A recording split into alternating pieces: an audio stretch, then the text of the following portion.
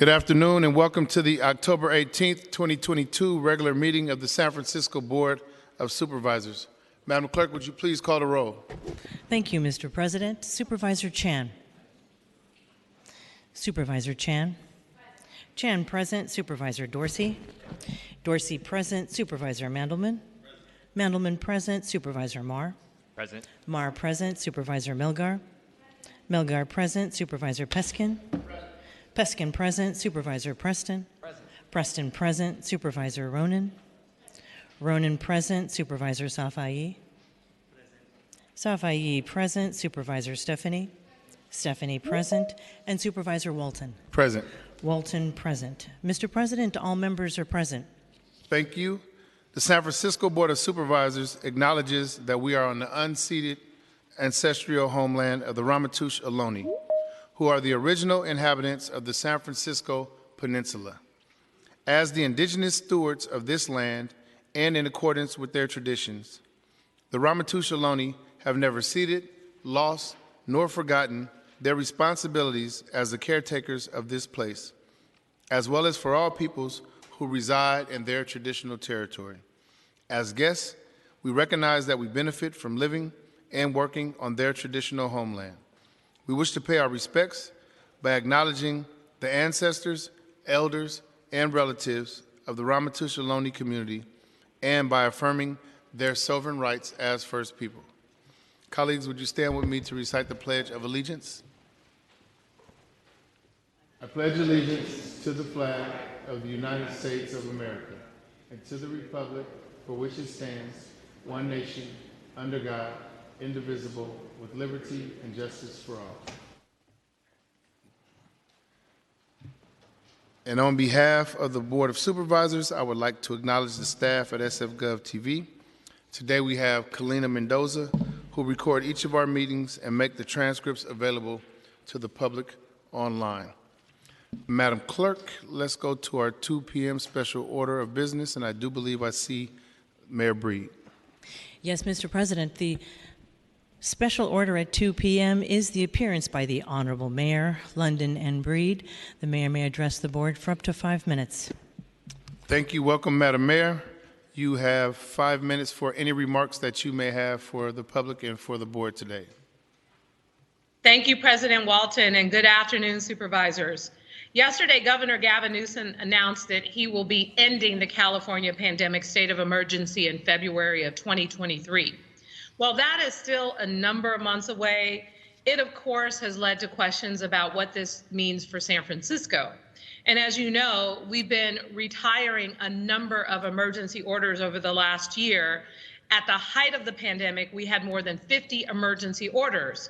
It's worth taking a moment to think of all the work that we were able to accomplish, especially during those first months when we knew so little about the virus. People were scared, but day after day we issued orders to provide access to testing, to food, to rent relief, to small business support, outdoor dining, and to expand safe public spaces to gather. Now, half of these orders have expired or have been terminated, and I want to thank President Walton and Supervisor Peskin for their collaboration in winding down these provisions. While the virus is with us still, the emergency has faded. Know that we are working with the city attorney and our departments on analyzing what our next steps are with this latest news from the governor, including what it means for our FEMA reimbursements. Another is around allowing remote meetings. These are the kinds of issues that we all need to be planning to sunset at these emergency or as these emergency orders wind down. This pandemic has been long and COVID is not going away, but the severity of it that marked the early days is truly behind us. Now we have to manage and we have to focus on recovery. And one thing we all need to do is to make sure our residents are getting access to booster shots. So please encourage them to get their shots. We appreciate all that you continue to do to support our recovery and looking forward to our continued work together. Thank you so much for the opportunity. Thank you so much, Madam Mayor. Madam Clerk, do we have any topics for today's discussion? No, Mr. President, there were no topics that were submitted. Thank you so much, Madam Clerk, and thank you, Madam Mayor. This concludes our 2 p.m. special order. Madam Clerk, are there any communications? Yes, thank you, Mr. President. The Board of Supervisors welcomes the public into the Legislative Chamber here in room 250 in City Hall to advise the board in person or to just listen to the proceedings. The meeting is airing live on SFGOV TV's award-winning Channel 26, or you may view the computer live stream at www.sfgovtv.org. Remote participation is possible via the telephone call-in system. The best practices are to call in early from a quiet location, and once it is your turn, just make sure that you turn down your computer or your television so that you can avoid the feedback. The board will prioritize hearing comments from those who attend in person first. Thereafter, the board will hear from those who use the remote system to call in. The telephone number is streaming on your screen. It is 415-655-0001. When you hear the system prompt, that's when you should enter the meeting ID, which is 2493-707-3233. Press the pound symbol twice. You'll have joined the meeting. Once you hear the discussion, however, your line will be muted. And once you are ready to provide comment, that is when you should press star 3 to add yourself to the speaker's queue. And the system will prompt that you have been unmuted, and that's when you should just begin speaking your comments. If you are calling in today to provide comments, there is one agenda opportunity for public comment today, and that's general public comment during item 39, when you may speak to the mayor's appearance, the minutes that the board will consider momentarily for September 6th and the 13th, and items 40 through 42. These are the items for consideration on the adoption without committee reference calendar, as well as other general matters that are not on today's agenda but are within the board's general jurisdiction. All other agenda content will have been reported out to the board by an appropriate committee where the public comment requirement has been previously fulfilled. You may still communicate with the board, though. You can send written correspondence by U.S. mail to the San Francisco Board of Supervisors, the number 1 Dr. Carlton B. Goodlett Place, room 244 here in City Hall, San Francisco, California, 94102. Or you may send an email using bos@sfgov.org. And in a great partnership with the Office of Civic Engagement and Immigrant Affairs and our consultant, the Lando and Associates, we will have interpreters present today during the general public comment item. We'll have them introduce themselves at that time and provide the access information in language. And finally, if you have any questions on how to access this meeting or any other questions, we do have a live clerk standing by at 415-554-5184. Members, Mr. President, thank you. Thank you so much, Madam. Thank you, Madam Clerk. And before we get started, colleagues, just a friendly reminder to please mute your microphones when you're not speaking. We are now at approval of minutes. Today we are approving the meeting minutes from the September 6, 2022 and the September 13th, 2022 regular board meeting. I don't see anyone on the roster. May I have a motion to approve these minutes? Made by Supervisor Preston, seconded by Supervisor Stephanie. Madam Clerk. On the minutes, Supervisor Melgar. Melgar, aye. Supervisor Peskin. Peskin, aye. Supervisor Preston. Preston, aye. Supervisor Ronan. Ronan, aye. Supervisor Safai. Safai, aye. Supervisor Stephanie. Stephanie, aye. Supervisor Walton. Aye. Walton, aye. Supervisor Chan. Chan, aye. Supervisor Dorsey. Dorsey, aye. Supervisor Mandelman. Mandelman, aye. And Supervisor Marr. Marr, aye. There are 11 ayes. Thank you. Without objection, the minutes will be approved after public comment as presented. Madam Clerk, let's go to our consent agenda, items 1 through 6. Items 1 through 6 are on consent. These items are considered to be routine. If a member objects, an item may be removed and considered separately. Thank you. I don't see anyone on the roster, so we will take these items same house, same call. And without objection, these ordinances are finally passed unanimously. Madam Clerk, please call regular agenda unfinished business item number 7. Item 7, this is a resolution to approve a Fourth Amendment to the Terminal 2 newsstands, coffee and specialty store lease with the World Duty Free Group North America and the city for a 20% reduction in the total leasehold square footage of the demised premises and the corresponding reduction in the minimum annual guarantee of approximately $303,000 with the same lease term through June 30th, 2023. Thank you, Madam Clerk. I don't see anyone on the roster, so we will take this item, same house, same call. And without objection, this resolution is adopted unanimously. Madam Clerk, please call new business item number 8. Item 8, this is an ordinance to amend the administrative code to require the tax collector to provide information to the Mayor's Office of Housing and Community Development on real property that has been at least 3 years in tax default, and to require the tax collector to report to the Board of Supervisors a summary of its referrals to assist in resolving property tax delinquencies prior to sale for non-payment of taxes. Thank you, Madam Clerk. I don't see anyone on the roster, so we will take this item, same house, same call. And without objection, this ordinance is passed on first reading unanimously. Madam Clerk, please call item number 9. Item 9, this is an ordinance to authorize the tax collector through April 30th, 2023 to refund overpayments of homelessness gross receipts tax to taxpayers who paid estimated homelessness gross receipts taxes to the city for the 2020 tax year and reported $50 million or less in total taxable gross receipts for the 2020 tax year on a timely filed original gross receipts tax return. Thank you, Madam Clerk. I don't see anyone on the roster, so we will take this item, same house, same call, and without objection, this ordinance is passed on first reading unanimously. Madam Clerk, would you please call items number 10 and 11 together? Items 10 and 11 called together are 2 resolutions to authorize the fire department to enter into local cooperator agreement for fire suppression and pre-suppression use. Item 10 is for the Federal Excess Personal Property Program, under which the department may receive temporary loans of equipment for an initial term of 5 years. And item 11, this agreement enables the department to join the Firefighter Property Program, under which the department may receive gifts of equipment providing emergency medical services or supporting disaster relief activities for a 3 initial year term. Thank you, Madam Clerk. Seeing no one on the roster, we will take these items, same house, same call, and without objection, these resolutions are adopted unanimously. Madam Clerk, please call item number 12.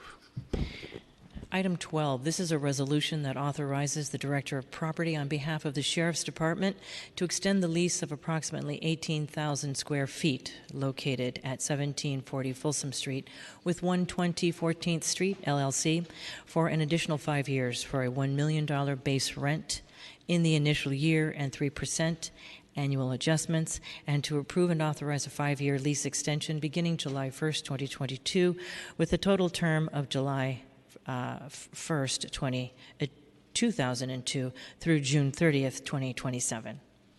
Thank you so much, Madam Clerk.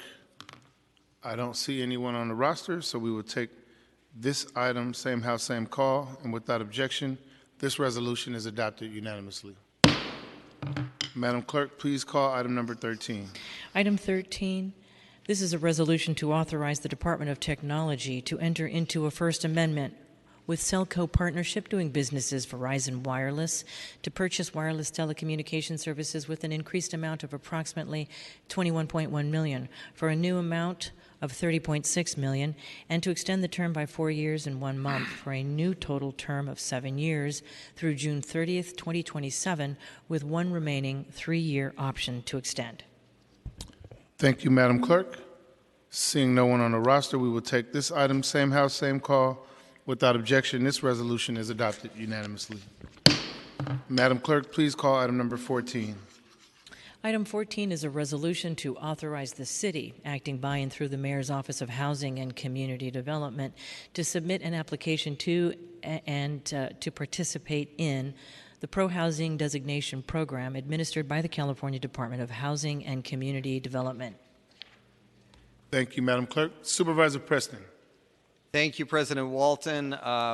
with a big sigh, I will speak to this, quote, pro-housing resolution before us. So let me just make this clear. I'm going to support this resolution today. I'm going to urge all of you colleagues to do the same, but can't let this go to a vote without commenting on the propaganda that our state legislature has allowed to infect this program. You'll note we are applying for, and I quote, pro-housing designation as a city. So pro-housing, folks, is a term you didn't used to hear 5-10 years ago. Now you hear it all the time. It's a term invented by the developer lobby and its online YIMBY component to create a fictional world in which there are pro-housing people, ones who want to deregulate market rate development, and anti-housing people, apparently those of us who want to prioritize affordable housing. It's absurd, but it is a well-funded and well-orchestrated strategy, and sadly the mainstream media has willingly embraced it, unironically using, quote, pro-housing every time they talk about industry lobbyists and those advocating for market rate housing, and never when referring to affordable housing advocates. So we will not fix that here today, but I think it's really important that we note that this, quote, pro-housing propaganda has now worked its way into our state law, and here we have a state law allowing us to apply for, quote, pro-housing designation, and of course we will apply, and I certainly don't criticize Mayor MoCD, the co-sponsors, for applying. In fact, we should apply. We need to apply to be as competitive as possible for state affordable housing money. But it's worth asking why our state legislature thought it was okay to use an industry propaganda term in a state law like this.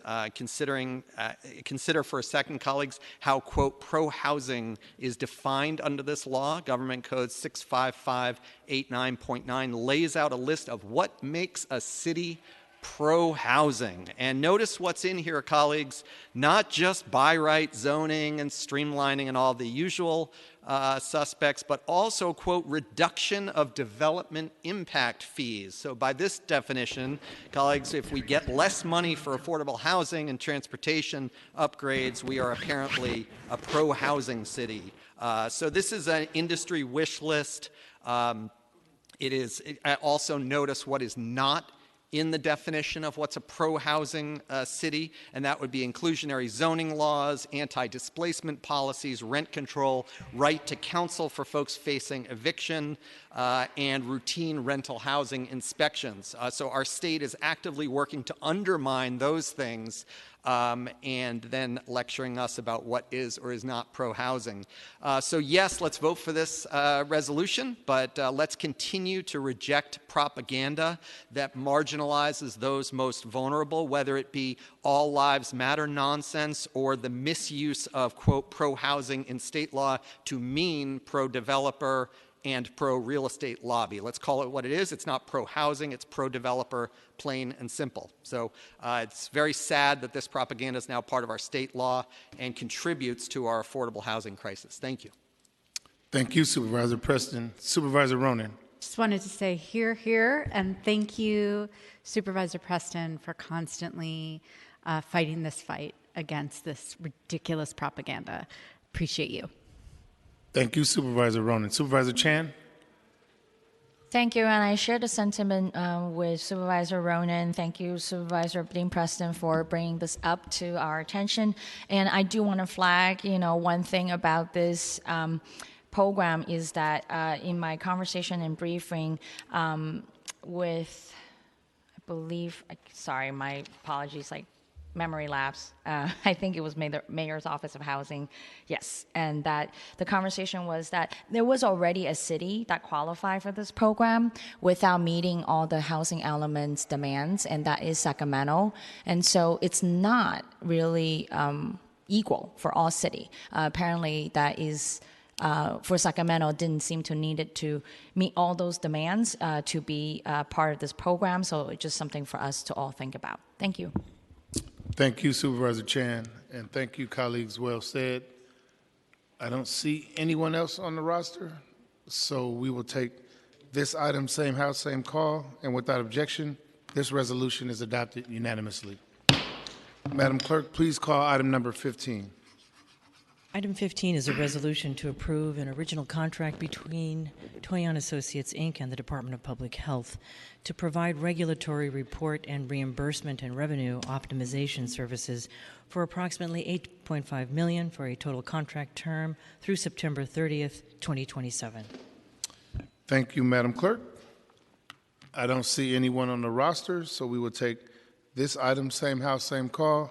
Without objection, this resolution is adopted unanimously. Madam Clerk, please call item number 16. Item 16, this is a real property sale agreement for a sale of portions of SFPUC's parcel number 57 along State Route 84 in Alameda County, Creek Bridge Replacement Project for $24,528. Approximately $24,528. Thank you, Madam Clerk. I don't see anyone on the roster, so we will take this item, same house, same call. Without objection, this resolution is adopted unanimously. Madam Clerk, please call item number 17. Item 17, this is a resolution to retroactively approve the grant agreement between the city and Low Income Investment Fund for the provision to administer the San Francisco Child Care Facilities Fund and technical assistance for the term through June 30th, 2024 in an amount not to exceed $85.6 million. Thank you. Supervisor Marr. Thanks, President Walton. I would just like to be added as a co-sponsor for this item. Thank you so much, Supervisor Marr. Madam Clerk, I don't see anyone else on the roster, so we will take this item, same house, same call, and without objection, this resolution is adopted unanimously. Madam Clerk, please call items number 18 and 19 together. Items 18 and 19 called together are two resolutions that retroactively authorize DCYF, the Department of Children, Youth, and their Families, to accept and expend two grants to fund and support community and school-based organizations.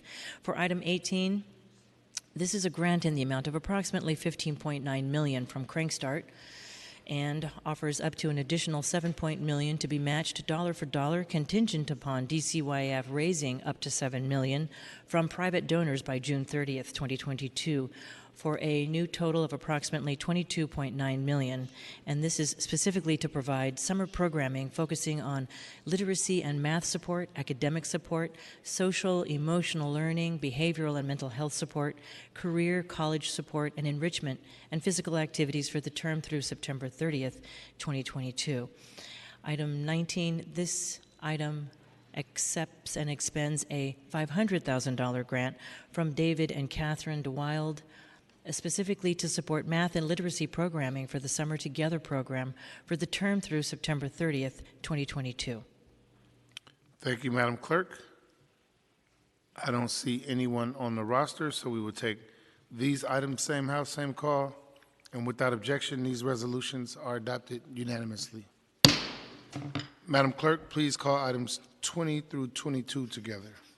Items 20 through 22 are three resolutions that retroactively authorize the Department of Public Health to accept and expend several grants. For item 20, this is for approximately $95,000, an increase from the National Institutes of Health through the Regents of the University of California, San Francisco, for a new total of approximately $234,000 to participate in a program at the University of California, San Francisco, Gladstone Center for Acquired Immunodeficiency Syndrome Research for the term September 1st, 2017 to August 31st, 2022. Item 21 is a $226,000 grant from the Centers for Disease Control and Prevention through the California Department of Public Health for a program entitled Asylum Seeker Health Surveillance and Linkage to Care through June 30th, 2023. And for item 22, this is a $2 million grant increase for a new total amount of approximately $4.7 million from the Health Resources and Services Administration to participate in a program entitled Ending the Human Immunodeficiency Virus, the HIV Epidemic, a Plan for America, the Ryan White Human Immunodeficiency Virus, HIV Acquired Immunodeficiency Syndrome, AIDS, programs Part A and B for the term through February 28th, 2023. Thank you, Madam Clerk. I don't see anyone on the roster, so we will take these items same house, same call, and without objection, these resolutions are adopted unanimously. Madam Clerk, please call item number 23.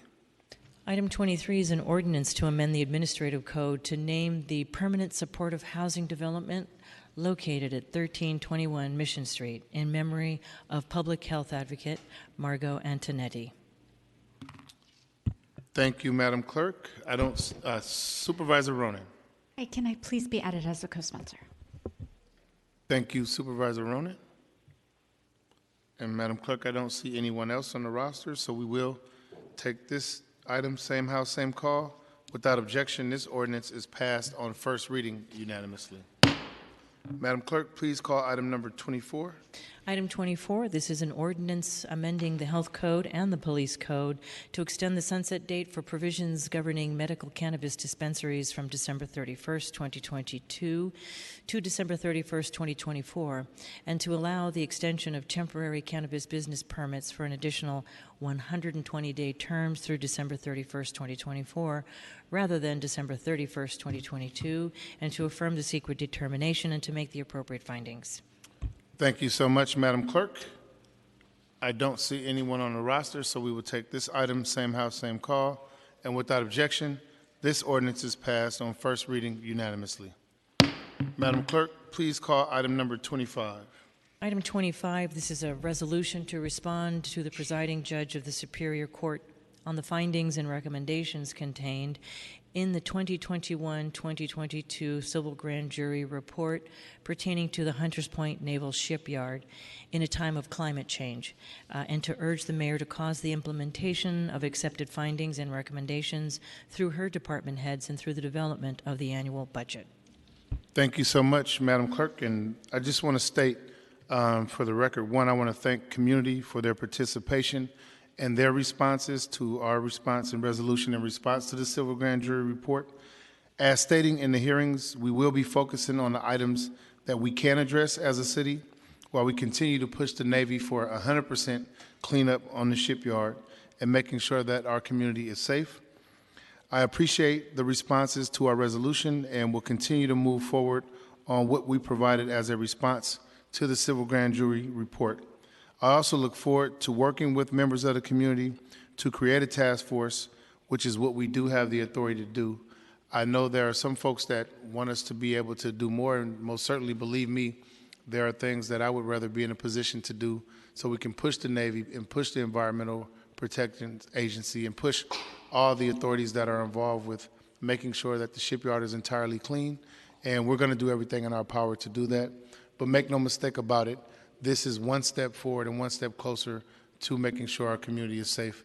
And so I just wanted to make sure I stated that for the record, because I know that we have some recommendations that we are going to push as a body, and some folks in community want to see us do more. But everything we are doing and will do is most certainly within our status of power. So we'll continue to push in that direction. And Madam Clerk, I don't see anyone else on the roster. So we will take this item, same house, same call.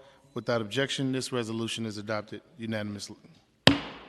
Madam Clerk, please call item number 26. Item 26, this is a resolution regarding the non-renewal of a Mills Act historical property contract with Claude Zellweger and Renee Zellweger, the owners of 621 Waller Street. This is lot number 023 and block number 0864, and to notify the Assessor Recorder's Office of such non-renewal, and to authorize the Planning Director to send notice of the non-renewal to the historical property contract to the owner and record and record a notice of non-renewal. Excuse me. Thank you, Madam Clerk. I don't see anyone on the roster, so we will take this item, same house, same call, and without objection, this resolution is adopted unanimously. And Madam Clerk, I think that brings us to the perfect time for us to go to our 2:30 p.m. Yes, the special order at 2:30 p.m. This is the recognition of commendations for meritorious service to the City and County of San Francisco and for the unending contributions, specifically from the Filipino American community today. Thank you so much. Colleagues, today we will be celebrating Filipino American Heritage Month. We will start with Supervisor Safai and Supervisor Dorsey with some opening words, and then their honorees in that order.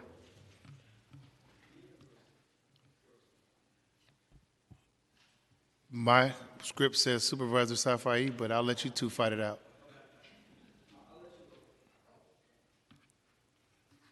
Thank you, President Walton, and thank you, Supervisor Safai. So colleagues, today I will be honoring someone who is truly special to the SOMA community, but I first want to share a bit about the history of the Filipino community in District 6. In the 1920s and 30s, the I Hotel was an affordable place to live that many Asian working families called home, and that was especially true of the Filipino community. It was located on Kearny Street in present-day Chinatown, and in the surrounding area, a small but thriving Manila town began to grow. During redevelopment in the 1960s, the I Hotel was targeted for demolition, displacing tenants. After initial eviction notices, many residents fought back, and an agreement was reached with the city's housing authority to acquire the property and return it to the advocates who fought so hard to keep it. Unfortunately, the courts rejected the plan, leading to the infamous evictions by now well known in our city's history. On August 4th, 1977, riot police confronted 3,000 protesters forming a human barricade to protect the I Hotel. Within hours, nearly 200 tenants were removed. The fall of the I Hotel signified the last stand of Manila Town and signaled the shift of the Filipino community to SOMA, where many challenges were still to come. The city's redevelopment of the South Market area to build the Yerba Buena Center, Moscone Center, and the Yerba Buena Cultural Art Facilities to attract businesses and tourism displaced nearly 4,000 elders, retirees, Filipinos, and other working-class people. Residents organized against urban renewal and successfully fought to have low-income senior housing built to offset the destruction of the community's fabric. Community organizers also pushed for the naming of streets in the area after important figures in the Filipino liberation struggle. Today, streets named Rizal, Mabini, Lapu-Lapu,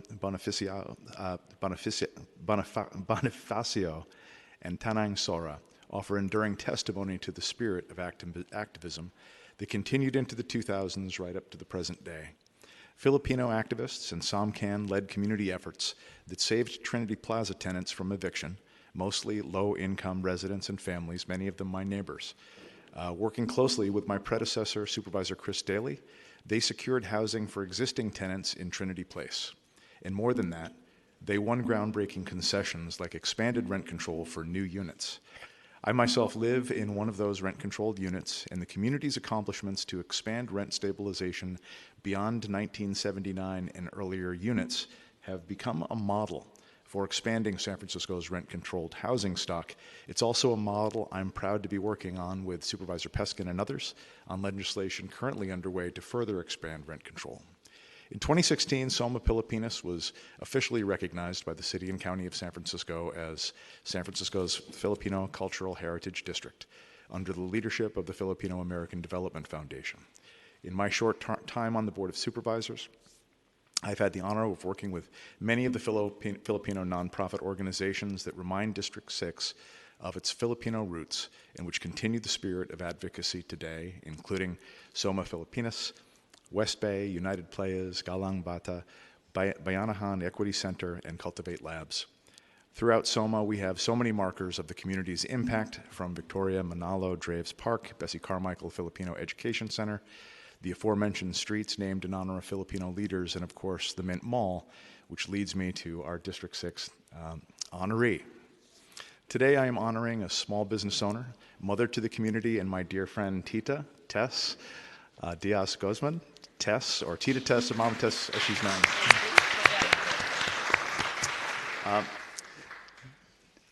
Tita is the living example of hard work and service to the community and to our neighborhood. Tess is the owner of JT Restaurant on the ground floor of Mint Mall, but I don't think that title does her justice. She is a resource and a staple to her community. At her restaurant, not only can you buy the best lumpia and beef stew in the city, which I will touch upon shortly, but she provides a sense of community. Many of the people living within a short walk of her restaurant are seniors living alone in SROs and small apartments. Coming to JT, they have a place to visit where they can have a home-cooked meal and chat in Tagalog or English. She personally helps many of her neighbors, directing them to services and to my office when needed. She embodies the Filipino community's values of hard work and care. She wakes up early and begins cooking in the morning hours, closing in the evening, operating as a one or sometimes two-person shop with her husband Juan, who's also here. At any given time when you walk into her restaurant, the first thing you will notice is her multitasking. She's having a conversation with a customer in Tagalog while checking on whatever's cooking in the back, serving the customer in front of them.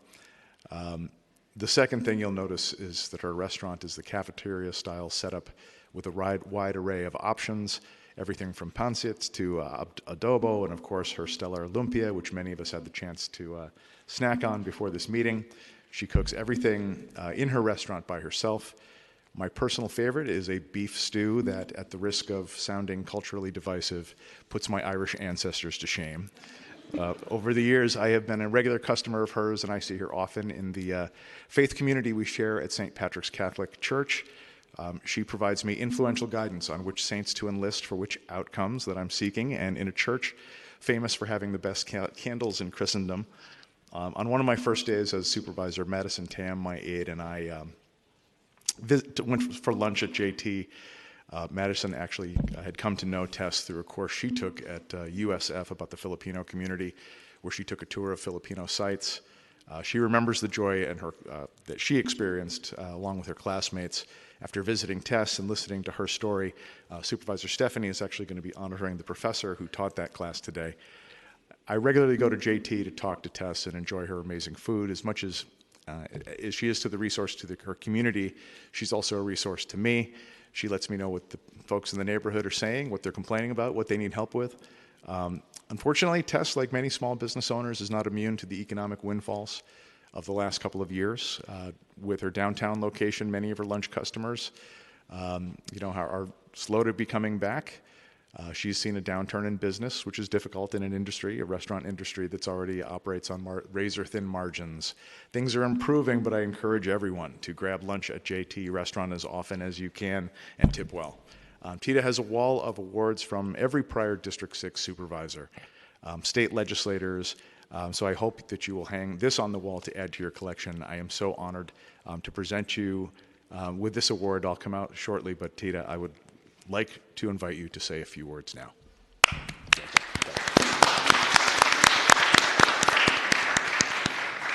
Thank you for it's amazing, and I'm so happy, and thank you for trusting me. I'm a volunteer in St. Patrick Church, and I'm involved to the community for almost 23 years. I've been in San Francisco. When I first came, I started doing the business. So until now, for 23 years, I'm still here, thank God. And thank you for the supporter of the Filipino community and all the supervisors that they trust me. This is my third award, 2014, 2019, and this year. So I'm so blessed. Thank you, Matt. Thank you for everyone.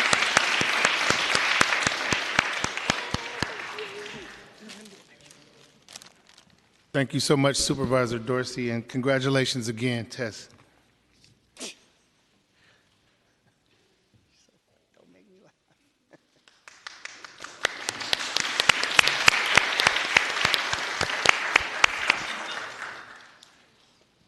Supervisor Safai. Thank you, President Walton. Colleagues, as Supervisor Dorsey stated, today we are celebrating Filipino American History Month in the city and county of San Francisco. And this month commemorates the first recorded presence of Filipinos in the continental United States as they landed in what is now known, many of folks in the audience know this, Morro Bay in California. That was on October 18th, 1587. 435 years ago to this day. So after years of advocacy, also, Congress passed and finally recognized Filipino American History Month in 2009. So we've been celebrating this for a little over a decade. This month honors the Filipino Americans that have contributed greatly to music, dance, literature, education, business, journalism, sports, fashion, politics, government, social movements, science, technology, the fine arts, and other fields that enrich the landscape of our city here in San Francisco, the state of California, and the United States of America. I'm happy to bring this to today's special commendation to the board because along with Supervisor Dorsey, District 11 actually is the largest concentration, many of you know this, of Filipinos in the city and county of San Francisco. The cultural home is in Soma, that is beyond doubt. But the largest number of Filipinos are in the Excelsior Outer Mission in District 11. And I'm very proud to represent that community. Today, I will be honoring, and if I could flick the lights on and off right now while I was saying this name, I'm going to be honoring Franco Finn in celebrating Filipino American History Month. Those of you know why I was saying while I turn the lights on and off. Franco is the hype man for the Golden State Warriors and gets things going. And he's entertained. See, he's ready to speak. He's like, cut it short, I'm ready. I'm ready to hype the crowd. He's been entertaining thousands for each game for over 20 seasons. Franco's mother was part of the wave of immigrants who sought the American dream in the 1970s. And it was through his mother, a Warriors lifer, that he discovered his love for basketball. Franco was born and raised in San Francisco, and it all came full circle for him when the Warriors moved the Chase Center to San Francisco on our side of the bay. He's also worked with CBS as their entertainment and lifestyle correspondent, interviewing celebrities. His show, The Hype TV, provides content, red carpet coverage, and exclusive celebrity interviews on CBS. Franco also managed his own professional interactive DJ, MC, and entertainment production company. That should be a no surprise to any of you in the audience. Franco Finn Entertainment, where he conducts various corporate events and weddings. Franco is also a professionally trained auctioneer and has worked with some of the most recognized nonprofit organizations, including the Red Cross, March of Dimes, the Ronald McDonald House, the Boys and Girls Club, YMCA, Make-A-Wish Foundation, corporations including Walt Disney, Verizon, and more. And I had the great honor of sitting 2 Fridays ago with Catholic Charities as he performed his magic and helping raising money that night. In addition, he's also a small business owner and investor in Brew Vino SF, a restaurant dining experience within Calle 24. Franco brings the energy into every room he's in and gets everyone hyped to be a Warriors fan and a San Franciscan. I am happy to be presenting this special commendation to Franco Finn in celebration of Filipino American History Month, which also happens to lie on the home game opener for the Warriors tonight. Franco. Thank you so much, Supervisor Safai and everyone here. I'm honored. I'm a servant to this city. I've realized a long time ago that I had a voice that I had to use for positivity and change. And I've been happy to evolve as a professional auctioneer, which I really enjoy, and meeting a lot of folks in this city and beyond to raise a lot of money for many organizations. But the story, it kind of brings a tear almost here to my eye because I think about my mom, who immigrated here in the 70s, and her first love was basketball. That introduced her to American culture. And so I was an only child, grew up first up in the Mission District and moved around in the city all my life. And she said, either you go to sleep or you watch Warrior games with me. And of course, I was this bundle of energy that could not go to sleep. So I'm going to do what Mom does, and I'm just going to watch basketball all day long, all night. She never missed a game. And she witnessed that 75 season when the Warriors, Rick Barry, won the first championship right here.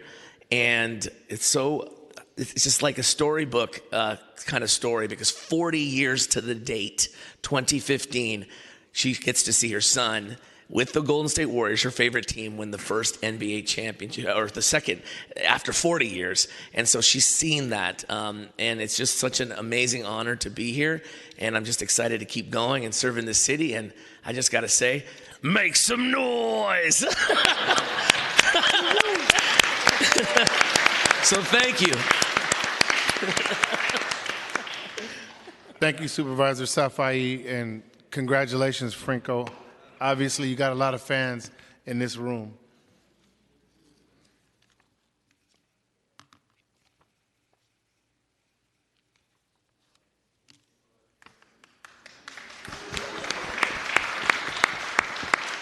And I do want to thank Supervisor Safai and Supervisor Dorsey, one for handling the order diplomatically, but also for providing history and background around the greatness and just the exciting opportunities that have been provided here in San Francisco by the Filipino community, and thank you for doing that. Today, I have the honor and privilege of honoring Brianna Butler. And Brianna, if you could come and stand at the podium. Brianna was born and raised in San Francisco and is a thriving entrepreneur from Bayview Hunters Point. Her drive for excellence is deeply rooted in love and legacy building, which is attributed to her Filipino mother and grandparents. Throughout her life, she has served her community through her internships and career with the City and County of San Francisco.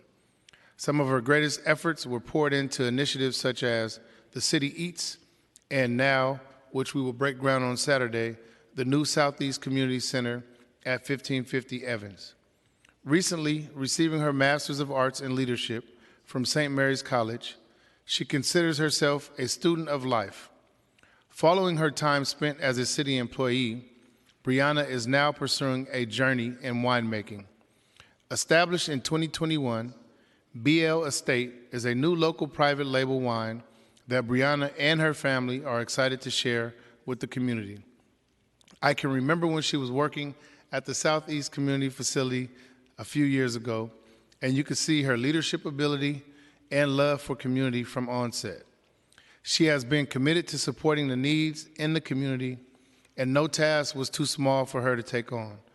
I'm proud to have the opportunity to honor her here at the Board of Supervisors for Filipino American Heritage Month. Brianna believes that liberation and authenticity will drive genuine growth and change in our community. Congratulations, Brianna.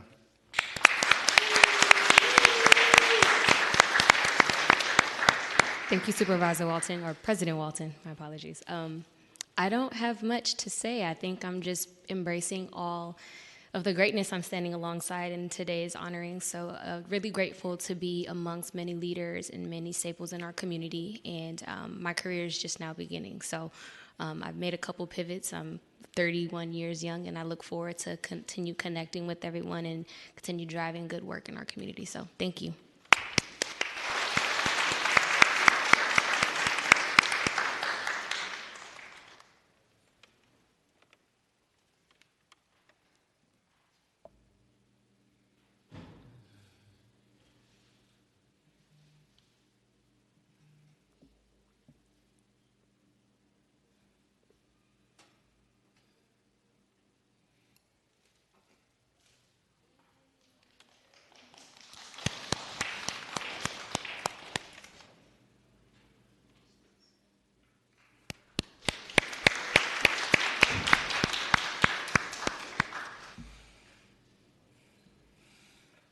And now we have Supervisor Melgar.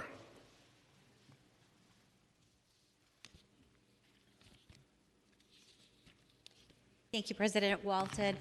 Colleagues, before I deliver my commendation, I wanted to acknowledge some really important people, rock stars, that we depend on here at the Board of Supervisors, and that is the many folks who work for the clerk's office who are of Filipino heritage, who keep us running and do so with grace. They feed us when we're here late. They do all kinds of things to make our lives possible and easier. And that is Miss Elisa Somera, Erica Major, Richard Lagunte, Brent Jalipa, and Edward De Assis. Thank you so much for everything you do for us. Thank you, Supervisor. Today, I am honoring Andrelis Bautista Maglade, an amazing District 7 neighbor, entrepreneur, volunteer, and mother. Andrelis was born and raised in District 7. She attended Notre Dame de Victoire Grammar School in Chinatown and St. Rose Academy. After graduating from the University of San Francisco, she entered the Peace Corps for 2 years and worked in Africa as an agricultural volunteer.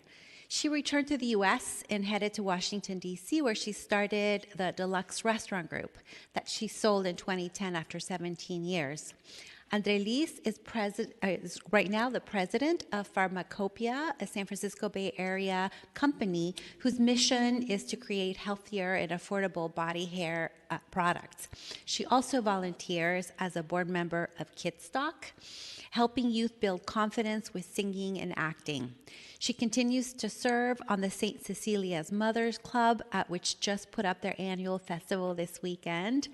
And Andrelis has taught at BizWorld, an after-school entrepreneur program, which resembles a little bit like Shark Tank, but for youth.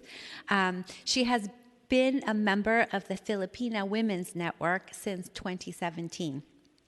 Joining her today in chambers to celebrate Andrelis is former Supervisor Bill Maher and friends Simone Fitchner, Meg Garlinghouse, Faith and Paul Kroger, Andrelis's mother Helen Marta Bautista, and her husband Mark Maglade, and children Lily and Kate Maglade.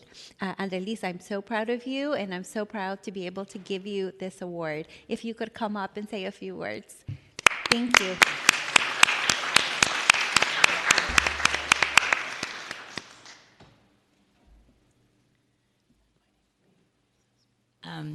Supervisor Melgar and supervisors, thank you so much. This is such an honor and a privilege to be representing the Filipino community in District 7, and very appreciative.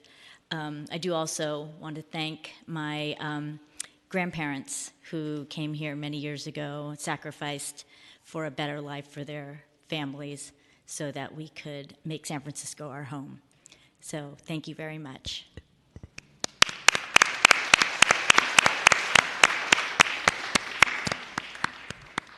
Thank you, Supervisor Melgar, and congratulations again, Andrelis.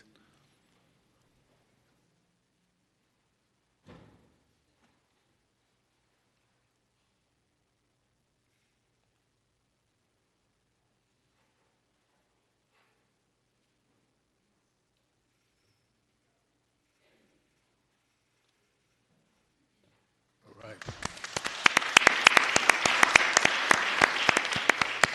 And thank you, Supervisor Melgar, for acknowledging the clerk's team who really run the city, for the folks who are of Filipino heritage that work for the clerk's office. We really do appreciate each and every one of you, and appreciate you, Supervisor Melgar, for that acknowledgement.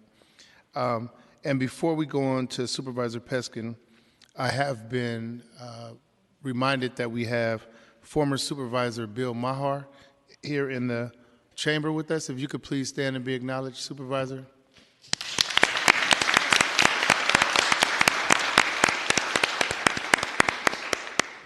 Supervisor Peskin. Thank you, President Walton. There are probably less and less folks who realize, although Billy Maher certainly will, that Kearney Street by Jackson near Columbus Avenue was once San Francisco's Manila town, starting at the dawn of the last century when it was full of Filipino restaurants and barbershops clustered around Portsmouth Square at a time when it cost 5 cents to ride the city's cable cars. People would see the Baton drugstore, pool hall, and restaurant operating side by side. Club Mandalay offered nightly music and dancing and was a social center for the Filipino community that was as many as 40,000 Filipino males, all in search of work to send funds back to their families. Because Filipinos were legally prohibited from owning land and homes, local boarding houses filled with seasonal workers became the housing of last refuge for transient labor that was purposely kept from settling down here in San Francisco. These boarding houses and SRO hotels, as we now know them, were the preferable alternatives to labor camps that had terrible working conditions for immigrant workers. And the International Hotel, which I think all of us are familiar with, was one such SRO that, as Supervisor Dorsey said, became the epicenter not only of Filipino arts and culture with live music and performance in the Hungry Eye nightclub where my mom and dad courted, but also a fierce immigrant and tenants' rights movement, the legacy of which has informed a lot of the tenant protections and anti-eviction laws that we continue to build on today. As Supervisor Preston was talking about what pro-housing means, it was really at the height of San Francisco's dark days of redevelopment and urban renewal in the 70s, with the anti-Black and anti-Filipino sentiments colliding with power plays for land and speculation and profit, that players like Justin Herman, I think I authored the legislation to take his name off of what we now call Embarcadero Plaza, formulated plans to drive working-class Black and Filipino communities out of their homes in land grabs. And that's precisely what happened at the I Hotel that culminated in the events that Supervisor Dorsey spoke to in 1977. But that movement didn't end with the fall of the I Hotel. It raged on with the next generation of allies working to rebuild the I Hotel in 2005, which today is 104 units of 100% low-income senior housing and a ground floor community art space, the I Hotel Manila Town Center, operated by the Manila Town Heritage Foundation. I recently heard an advocate holding forth on why we recognize Filipino History Month as opposed to Filipino Heritage Month. While heritage celebrates culture, remembering and becoming educated about a community's history ensures that collectively we never forget the community's struggle and hardships, and hopefully never allow those moments to repeat themselves, and continue to use those experiences to pass the kind of legislation that most of us are here to champion. So this month, it is truly my honor to recognize the incredible work of the Manila Heritage Foundation and the I Hotel Manila Town Center, and I want to invoke the name of Bill Soro, who was seminal in that struggle, to constantly continue the legacy of education and resilience informed by those struggles. With that, I'd like to bring up Manila Town Executive Director Caroline I'm going to blow this again, Cabading, and her team member, Jabril Alvarez, to speak and accept this commendation.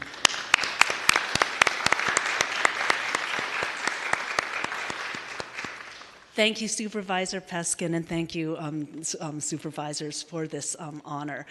We are so pleased, on behalf of the Manila Town Heritage Foundation, so pleased to be recognized in this manner. And as a fourth-generation Filipino San Franciscan myself, the great-granddaughter, my family first came here in 1904. I'm the great-granddaughter of a 1906 earthquake survivor, the great-granddaughter of the first pandemic that was here, in the influenza pandemic, and the granddaughter of a Kearny Street Manong. My father fought in both the Korea War and also the Vietnam War. My DNA just runs through Kearny Street and historic Manilatown. It is my absolute pleasure to be representing the Manilatown Heritage Foundation and to be representing this legacy of historic Manilatown and also this very proud legacy of the International Hotel movement. This is the ground zero event of the affordable housing and tenants' rights movement in the world, not just to mention, the United States and San Francisco. It is also a key event in history that developed the Asian American consciousness, in which that is one of the one beautiful things that have happened in this country, in which in Asia everyone is considered different. But we figured out how, as Asian Americans, we could be in solidarity to be more empowered and even extend that with our contribution during the Third World strikes, that our who we were as people were beyond that. We were people of color, and we were in sisterhood and brotherhood with the Raza people, with African Americans, with the gay and lesbian people, and that all started out of this heritage. For the Filipino American community, I see this as being key in then determining, this was a key event in which they chose to determine their own destiny instead of letting someone determine it for them. And regardless of whether you lost the original iHotel or not, we would not know until decades later that we were able to rebuild it in 2005. So we're so very proud of that. We stand still as the International Hotel Manilatown Center holding down this legacy. So I do want to let people know and remind them that we are back on the block. And on a daily level, we hold down this legacy. And we are there in Chinatown, our current neighborhood, to help you remember historic Manilatown. And we are still doing wonderful programs like we did in the basement of the International Hotel at 868. We do it at 868 Kearny Street today. Thank you.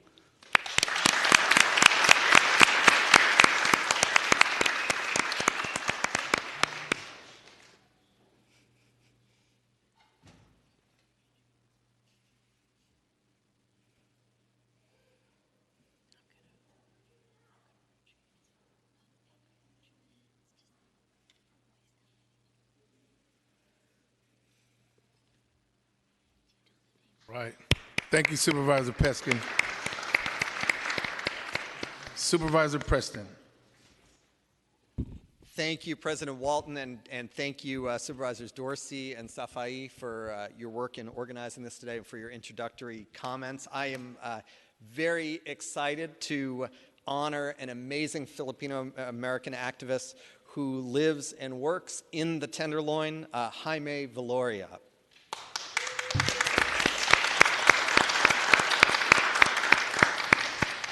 Jaime was born and raised in the Philippines. 26 years ago, he immigrated to Sacramento in his early teens.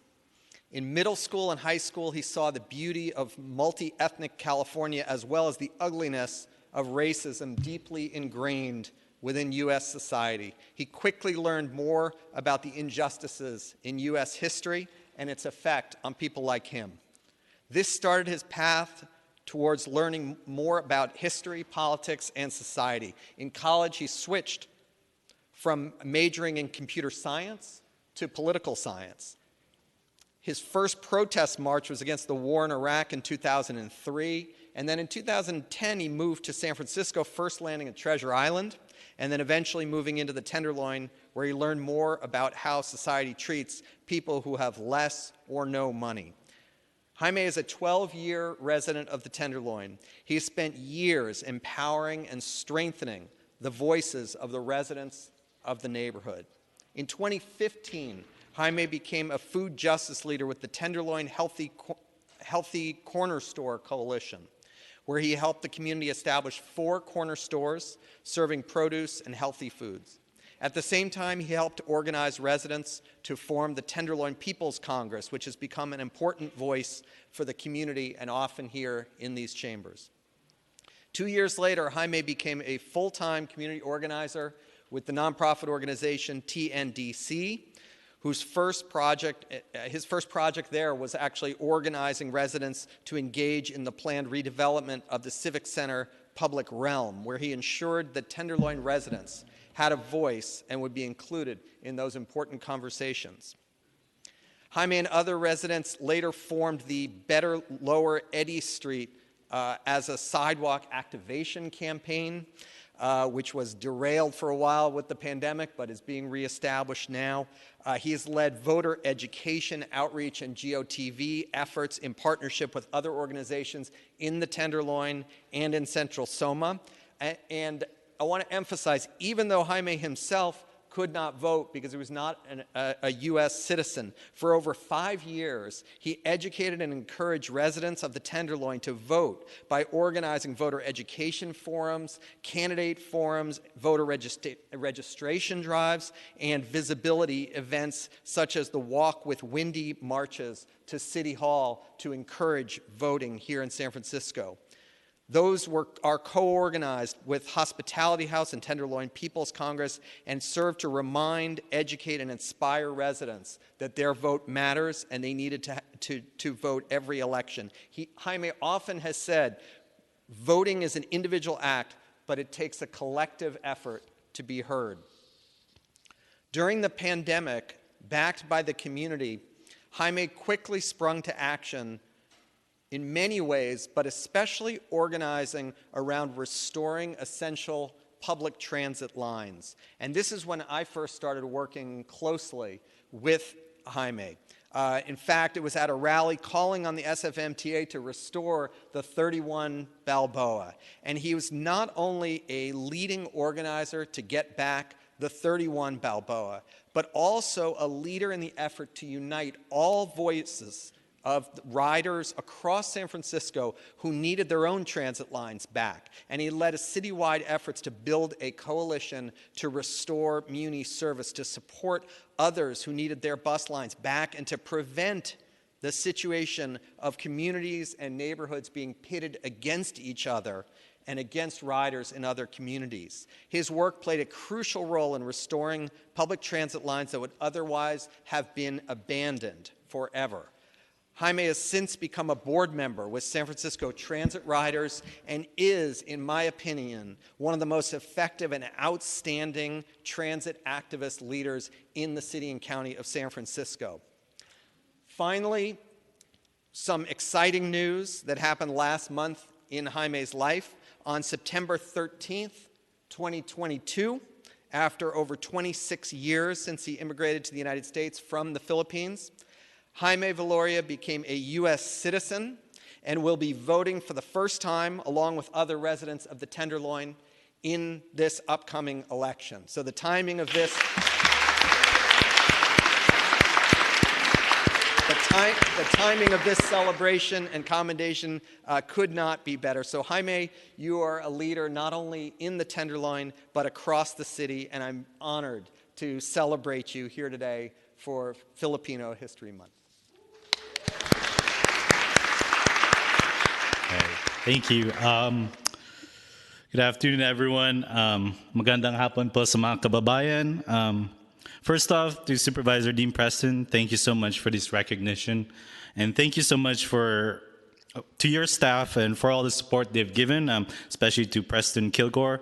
Of course, I cannot forget about my community organizing staff, the fantastic people from many other orgs I've had the pleasure of working with, like Hospitality House, Glide, and Soma Pilipinas, just to name a few. I also want to especially thank the residents of the TL and Central Soma who I constantly learn from and be inspired by, and I dedicate this recognition to them. It's going to be a long one, so hold on to your seats. I'm thankful to be able to be involved in my community, and my goal is to make an impact in society as a Filipino-American and follow in the footsteps of the Delano Manongs who partnered with Cesar Chavez to lead the United Farm Workers Movement, and as well as the tenants and activists on the fight for the I Hotel that continues to resonate today with the lack of housing for low and no-income people and the constant threat of displacement and gentrification in neighborhoods like the Tenderloin. I'm not going to filibuster, or more appropriately, Filipino buster. But I do want to take this opportunity to remind the people of this chamber about why we do this work. I don't doubt that everyone sitting in front of me today started out to be leaders in order to do good, but oftentimes the focus is lost or is shifted. Allow me to remind everyone here to always center policies on what's beneficial for the people that needs the most help, people who do not have a lot of means to make life easier. We have seen throughout history that whenever society makes a successful effort to improve the lives of people considered to be in the lowest rungs of an unequal class ladder, our society becomes better. Labor rights, civil rights, and human rights should be our guiding stars. A lot of us will not be here today if it weren't for all the work that has been done in establishing and implementing those rights. I asked the members of this board to focus on issues affecting people in neighborhoods like the Tenderloin, Bayview Hunters Point, or Outer Mission, to name a few. However, let's not only look by neighborhoods, but also to focus on the poorest and least resourced people in San Francisco. The problem in the Tenderloin and communities like it are San Francisco problems magnified and needs to be solved by San Francisco as a whole and not by just a few or one or three supervisors. The reason for this is not just because it's the right thing to do, but it's also to progress as a society. If we don't, we risk regressing and push people to division, violence, and even populist fascism. I know that seemed like I went from 0 to 60, but all you have to do is look at history and what's going on now in the world, where income inequality and inequity have become more pervasive and the income gap wider. I also ask our leaders that after suffering through years of political cynicism, we deserve to be inspired rather than be used as pawns to consolidate power. We deserve policies that take care of the people that needs it the most and not used whenever convenient and then set aside.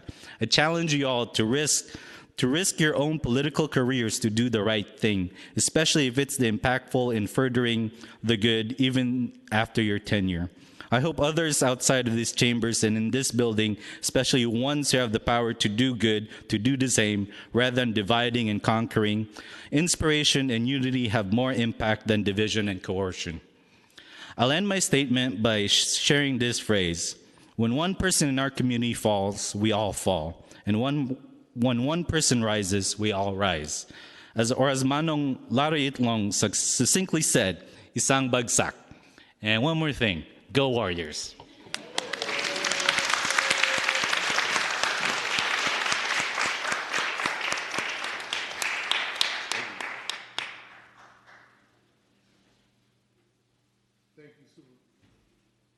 Thank you, Supervisor Preston, and congratulations again, Jaime.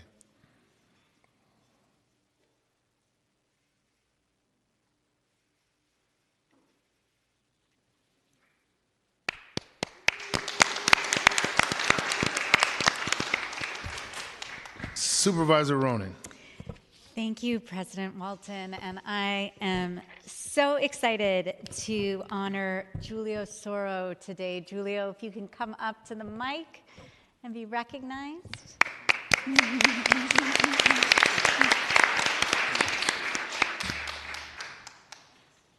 Julio is a longtime educator and activist, born and raised in San Francisco. He's a native in Bernal Heights, and I'm lucky to call him my neighbor.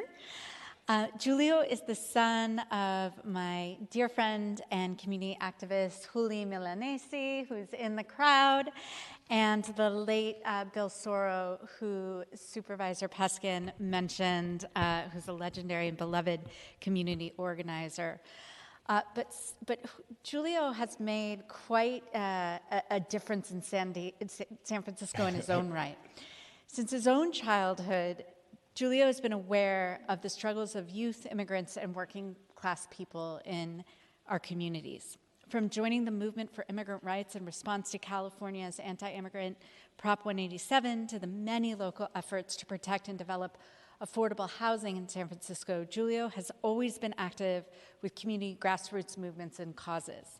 Before working as a teacher, Julio worked and instituted community-led programs at City College San Francisco and Bernal Heights Neighborhood Center.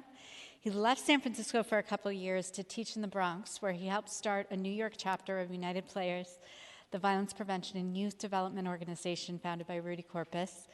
Julio, fortunately, thank goodness, returned to his hometown in San Francisco and began working as a high school teacher at June Jordan School for Equity in the Excelsior, where he taught for 15 years. As an educator, Julio is remarkable for the love and the dedication that he brings to his students in his health and humanities classes.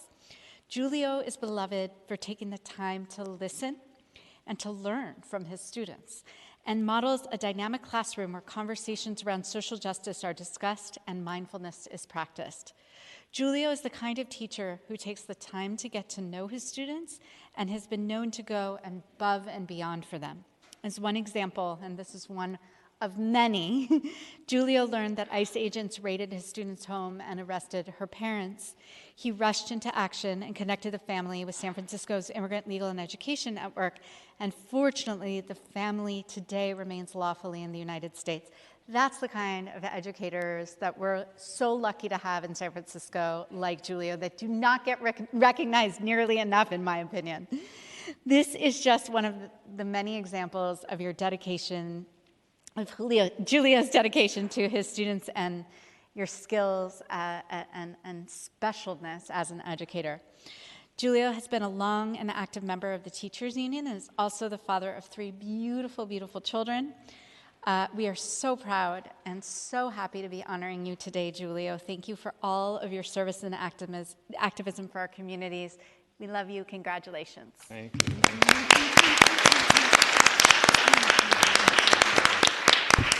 I'll speak now. Thank you. Thank you, Hillary, for remembering your neighbor around the block. Good to see you. And thank you to those who I don't know and to those who I do know. Good to see you again. Hi, Angela. It's been a long time, huh? Nice to see you. I used to intern with Tom when I was about 18 years old, and Angela was the head person there, and now she's here. So anyway, it's good to see you again. Thank you.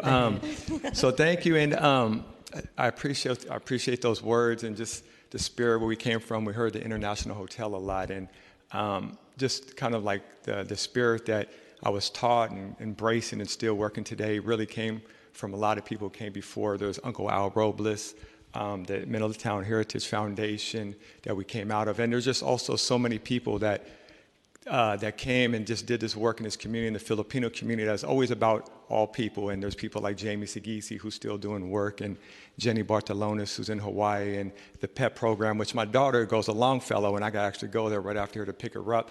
So we're still here, we're still doing things in the community. And just a little history, my father, after the International Hotel, where he actually married my mother, when they came back from Cuba, my family, the Sorrell family, along with the Robles family, started in the Fillmore district in the middle of the black community right there. So that's what they grew up in, and that's what they knew. And in time with a lot of my family members, some of them made it through, some did it.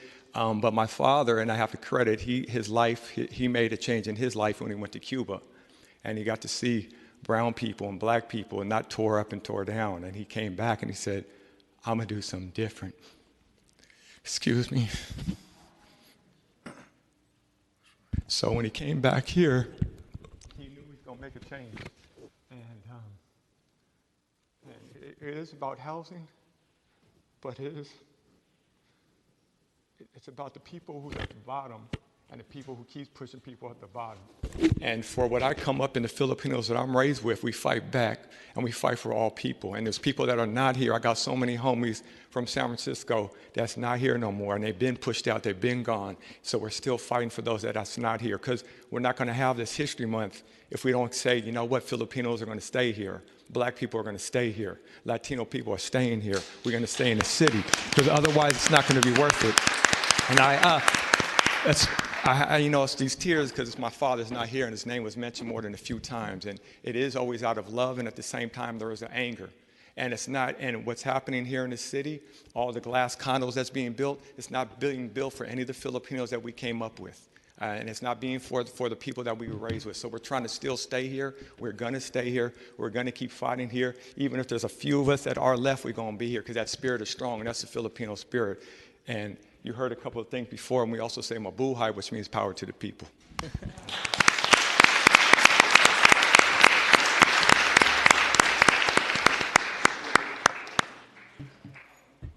Thank you, Supervisor Ronan, and congratulations again, Julio.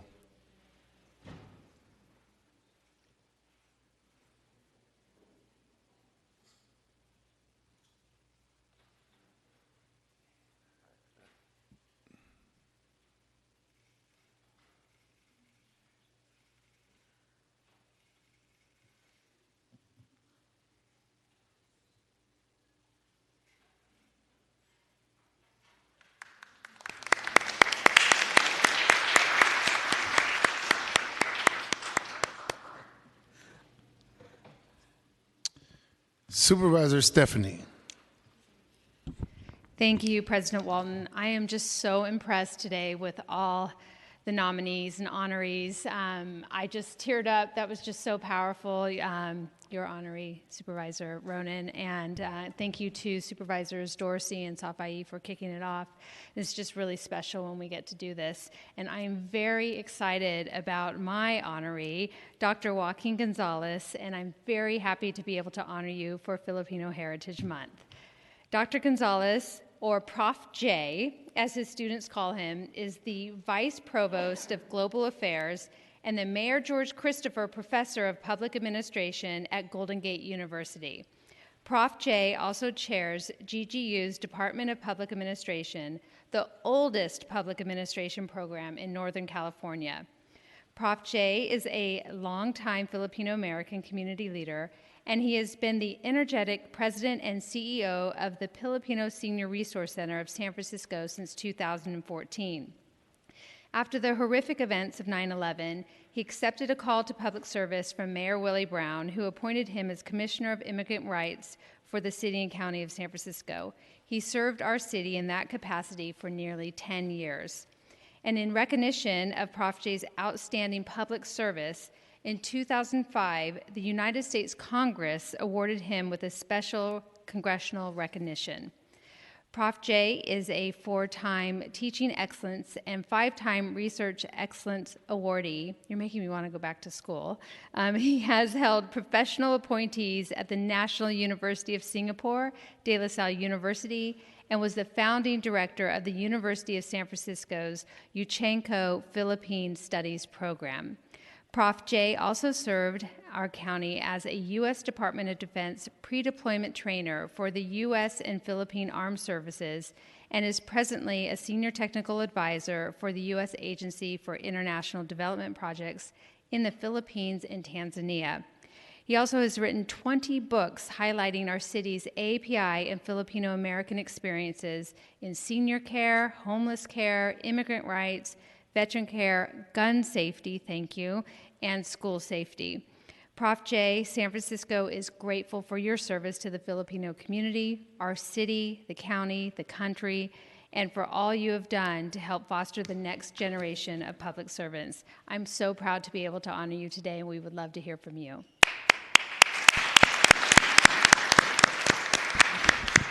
Thank you so much, Supervisor. I arrived here, SFO, 1988, with just $200 and 2 suitcases.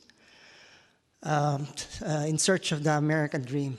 I never imagined I would be in this place 34 years later, being honored by you. So I really want to thank you. And I want to thank you for all of the honorees that you've recognized today, that we exist. You know, that we are something to this city, to this state, and to this country, and that we will continue to advocate for our rights, our justice, and our American dream. And you are who we expect to support us. We don't have any Filipino representation at this chamber. We've never had any, so we are relying on you to be representing us. And so thank you so much for all the things that you will be doing for our community. Mabuhay, mabuhay, and carry on. Onward, city.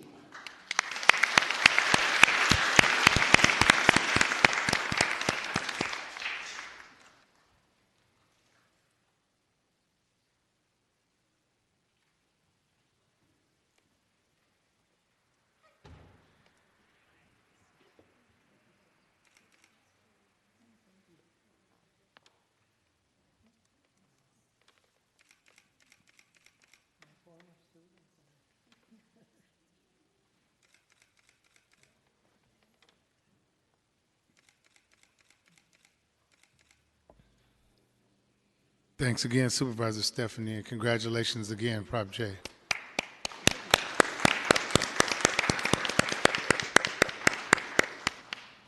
Supervisor Chan.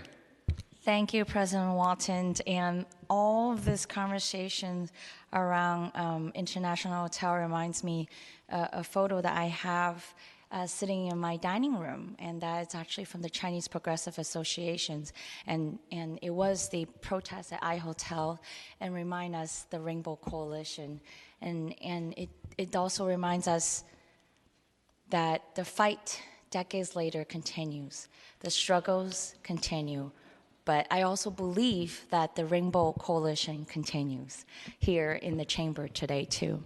So while you may not have, as a community, for the Filipino community representation sitting on this floor, you have the Rainbow Coalition partners on this floor.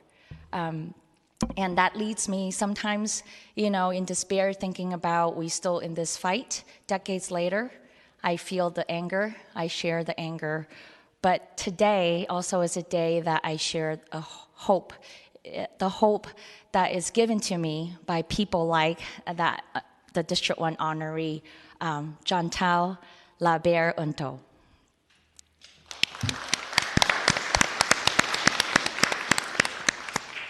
She's a proud Filipina and a District 1 resident.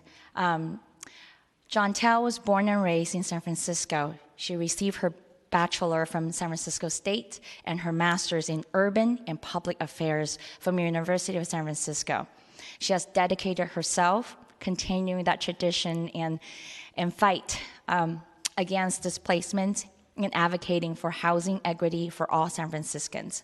During college, Chantal began her community advocacy through volunteering internships, actually on the Board of Supervisors here, and volunteering for ballot measures advancing housing rights for San Franciscans.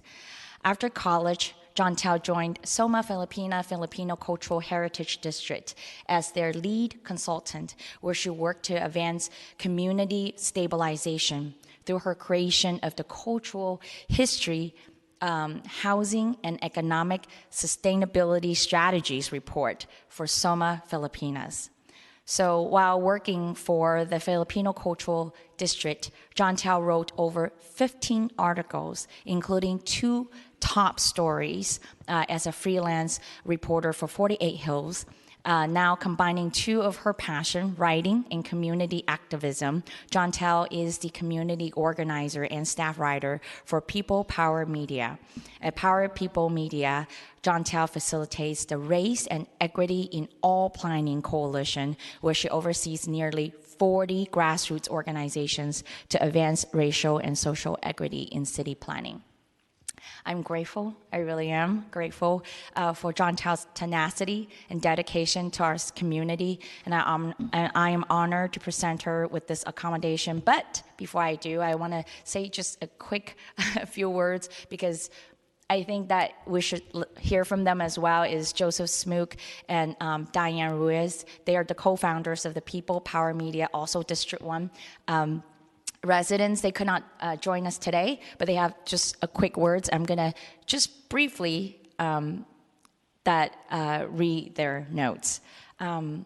So prior to joining the staff of People Power Media, Chantal distinguished herself as a lead on the Cultural History, Housing and Economic Sustainability Strategies report for the Soma Filipina, Filipino Cultural District, as well as a writer for 48 Hills.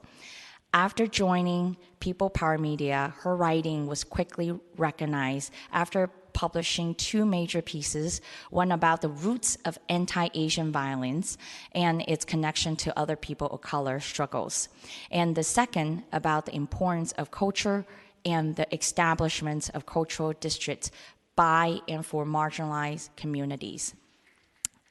So I am going to stop there, because I think that we should actually take more of the time to hear from you than me rambling on. But I just think that I want to say thank you, Chantal. You give me hope about the fight and the struggles, and that we will prevail and that we will win in this struggle. So thank you for your leadership, and thank you for your contribution to our community. Yeah. Well,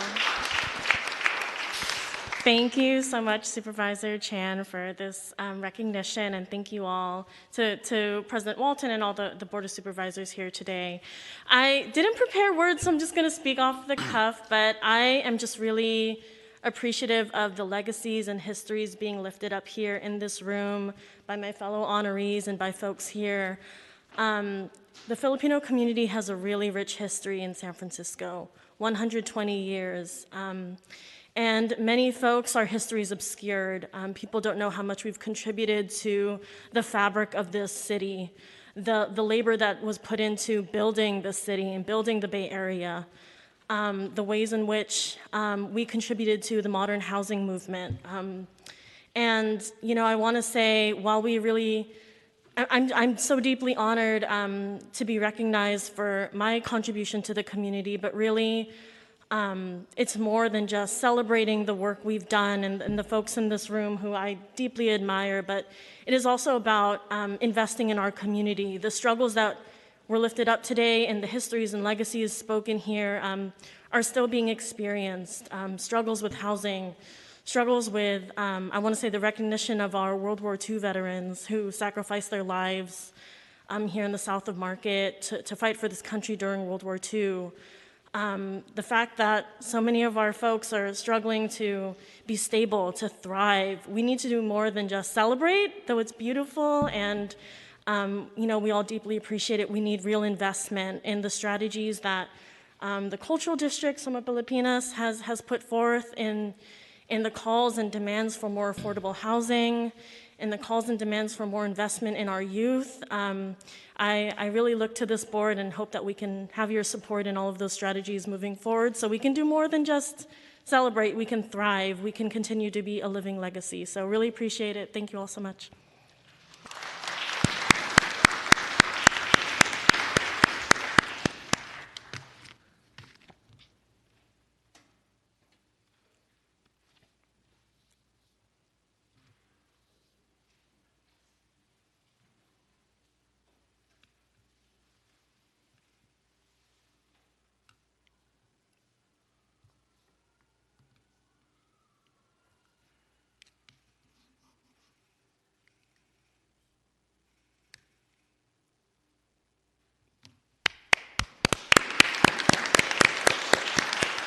Thank you, Supervisor Chan, and congratulations again, Jantel.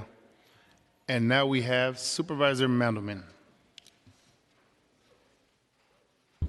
And could I get Robin Abad to come up?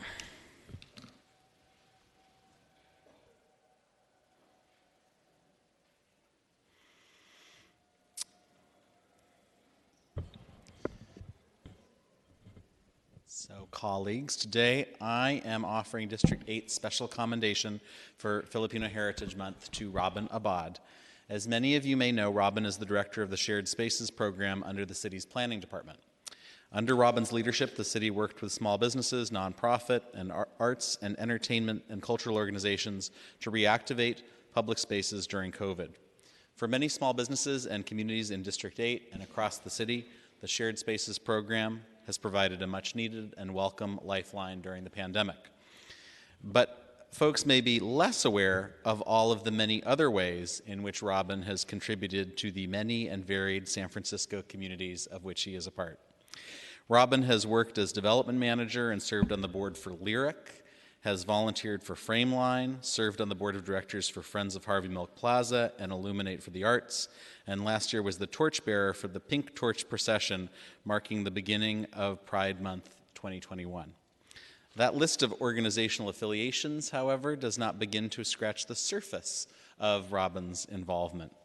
He was a volunteer with the Friends of the Pink Triangle for several years, helping the organization set up the triangle every Pride Month. He then became the volunteer captain and was instrumental in building a bridge between the board of Illuminate and the LGBTQ+ community as they planned the first ever Pink Triangle lighting in 2020. He was able to bring together supporters and ended up managing the entire volunteer process for that. And now every year, Robin goes up to the top of Twin Peaks to help set up the lights with a crew of volunteers. For the Filipino community, Robin has worked to celebrate the stories of the diaspora. He's worked as a curatorial advisor for the International Filipino Festival, Fascine. Last year, he also curated an exhibition for the San Francisco Urban Film Fest.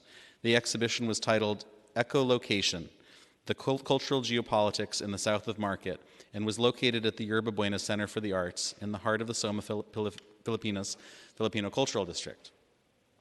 This exhibit highlighted the beauty, struggle, and importance of the contributions made by the Filipino community to our city. Robin is a community activist, an educator, and a model of a civil servant who goes well above and beyond. For all that Robin has done to empower, celebrate, and advance the small business, LGBTQ+, and Filipino communities, I am proud to honor the very extraordinary Robin Abad.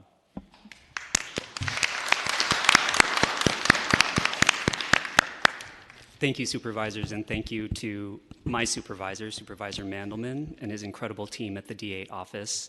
I'm very honored to be acknowledged alongside the other commendees this afternoon.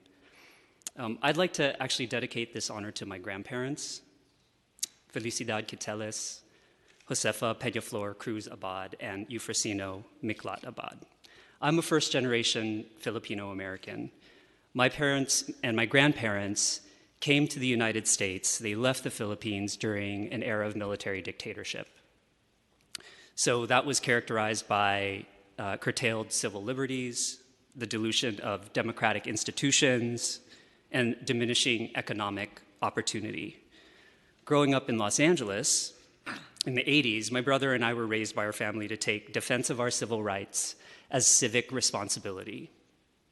My grandparents showed us that grist, stamina, and solid work ethic were necessary ingredients for personal fulfillment, but also that community service and that mutual aid were even more important. That lifting each other up was the path to a real shared best future. My grandparents instilled in me an ethic of community service, a philosophy of citizenship. It's the reason that I'm a public servant today. It's the reason that I'm standing here and that I serve the city in the way that I do. Alongside the pride of being a queer person, my Filipino heritage has to be the next most defining element of my identity. And my elders in these communities keep me grounded in my life's work, which always centers intersectionality, intergenerational power, and community activism. So this is a great honor, but as much as I ever accomplish, I often think that it would pale in comparison to what my grandparents achieved, the hardships that they overcame, and the verve with which they seized life's opportunities. So Lola Feli, Lolo Sino, Lola Josie, this award is for you. Thank you.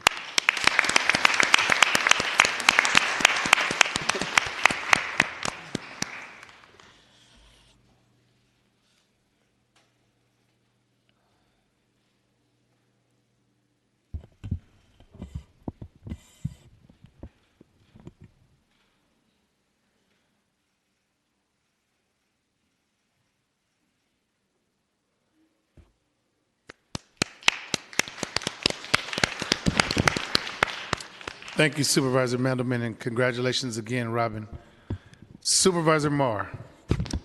Thank you so much, President Walton. And actually, thanks to everybody for such an inspiring and beautiful celebration of Filipino-American History Month here at the Board of Supervisors. I think this really highlights how the rich history of struggle and achievement of the Filipino community here in San Francisco and how much that's been a part of the fabric of our city. And I think for me personally, it really reminds me how much the Filipino community has been a part of my own personal development as an activist and a leader, from being inspired by the iHotel struggle to all the ongoing work that the community continues to do to lift up, not just the community, but everyone here in San Francisco, and how central the Filipino community is to the ongoing struggle for the right to the city here in San Francisco, for working class people, for communities of color, families, and seniors. So thank you so much. And congratulations to all the amazing honorees. You guys are really inspiring. And last but not least, I have the great honor of recognizing Abraham Lincoln High School Principal Sherry Belisi for her incredible dedication to the students at Lincoln High School and to public education and the Filipino community. Sherry was born in Manila, the oldest of 5 children, with the hope of a better life. At the age of 2, Sherry came to San Francisco with her grandparents, and the goal was to ensure that she received the best education. Growing up as the eldest in a Filipino family meant the world's weight was on her shoulders. It was expected that she would set an example for her 4 siblings. Sherry was separated from her siblings and parents until she was in high school, but she would travel back to the Philippines every 2 years to visit. And she learned at a very young age the challenges of learning to assimilate into one dominant culture while still holding dear the traditions of her home country. Sherry has committed herself to uplifting young people here in our city, and she's been working as a dedicated employee of SFUSD for the last 25 years.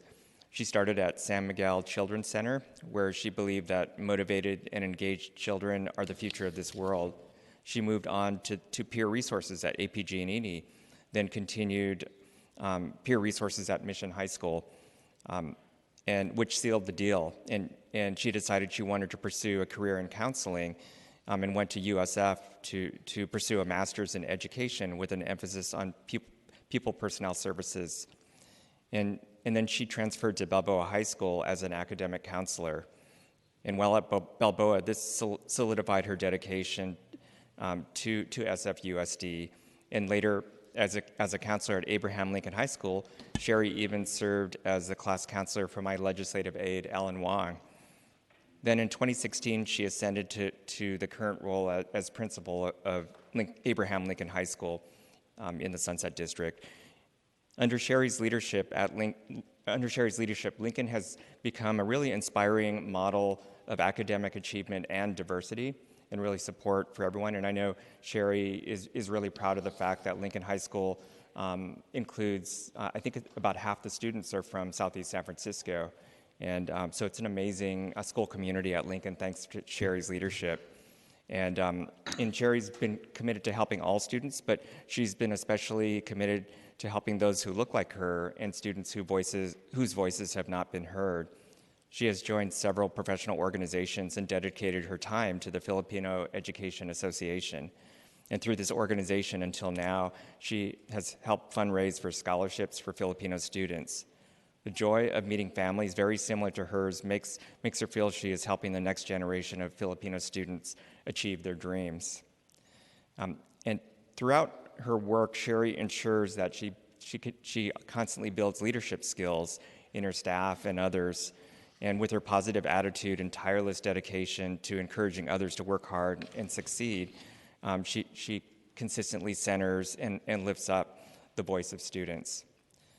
Finally, Sherry is inspired not only by the students, but by her family and her husband and 2 sons. And being Filipino means your family runs deep. In her free time, Sherry likes traveling, especially to tropical islands, and hanging out with her family, especially her nieces, nephews, and godchildren. And an accomplishment that will always hold a special place in her heart is handing out diplomas to thousands of students, and also handing out scholarships to Filipino students especially. So thanks again, Sherry, for your dedication to your students and to the Filipino community. Thank you, Supervisor Marr. This is the first time that a principal is going to be speechless. I didn't expect to speak today, but thank you, Supervisor Marr. Legislative aide Alan, because he was my counselee, and to see him be this successful just only adds to that heartwarming feeling that we do for our students at San Francisco. Thank you, Board of Supervisors, President Walton, thank you for this honoree. To be at the table with everyone, I am speechless and just amazed in how we were never recognized like this. So, sorry. I just thank you to be in front of all of you, to be at that table with all of us, and let's do something for all our future students in San Francisco. I'm going to do a shameless plug because I'm trying to get all the students of San Francisco together for a special fair in spring. So I'm going to invite all of you to come to Lincoln High School. and so they could see where they could be and where they could accomplish. I just want to also thank my family. I want to take the opportunity to say something to my sons, and please be proud of who you are, where you come from. Be proud of being brown, and create that future for all of us. I want to thank my supervisor, Eric Guthers, for being here, and all the lead team, as well as my staff at Lincoln High School, the community there, but especially this award I'm going to share with my students. My students tell me every single day, and they teach me a lot of things, and they keep me on my toes every single day, and I appreciate that. But the most important thing is that they always tell me be the best version of myself. So thank you again. And again, thank you, Supervisor Moore, for all your support.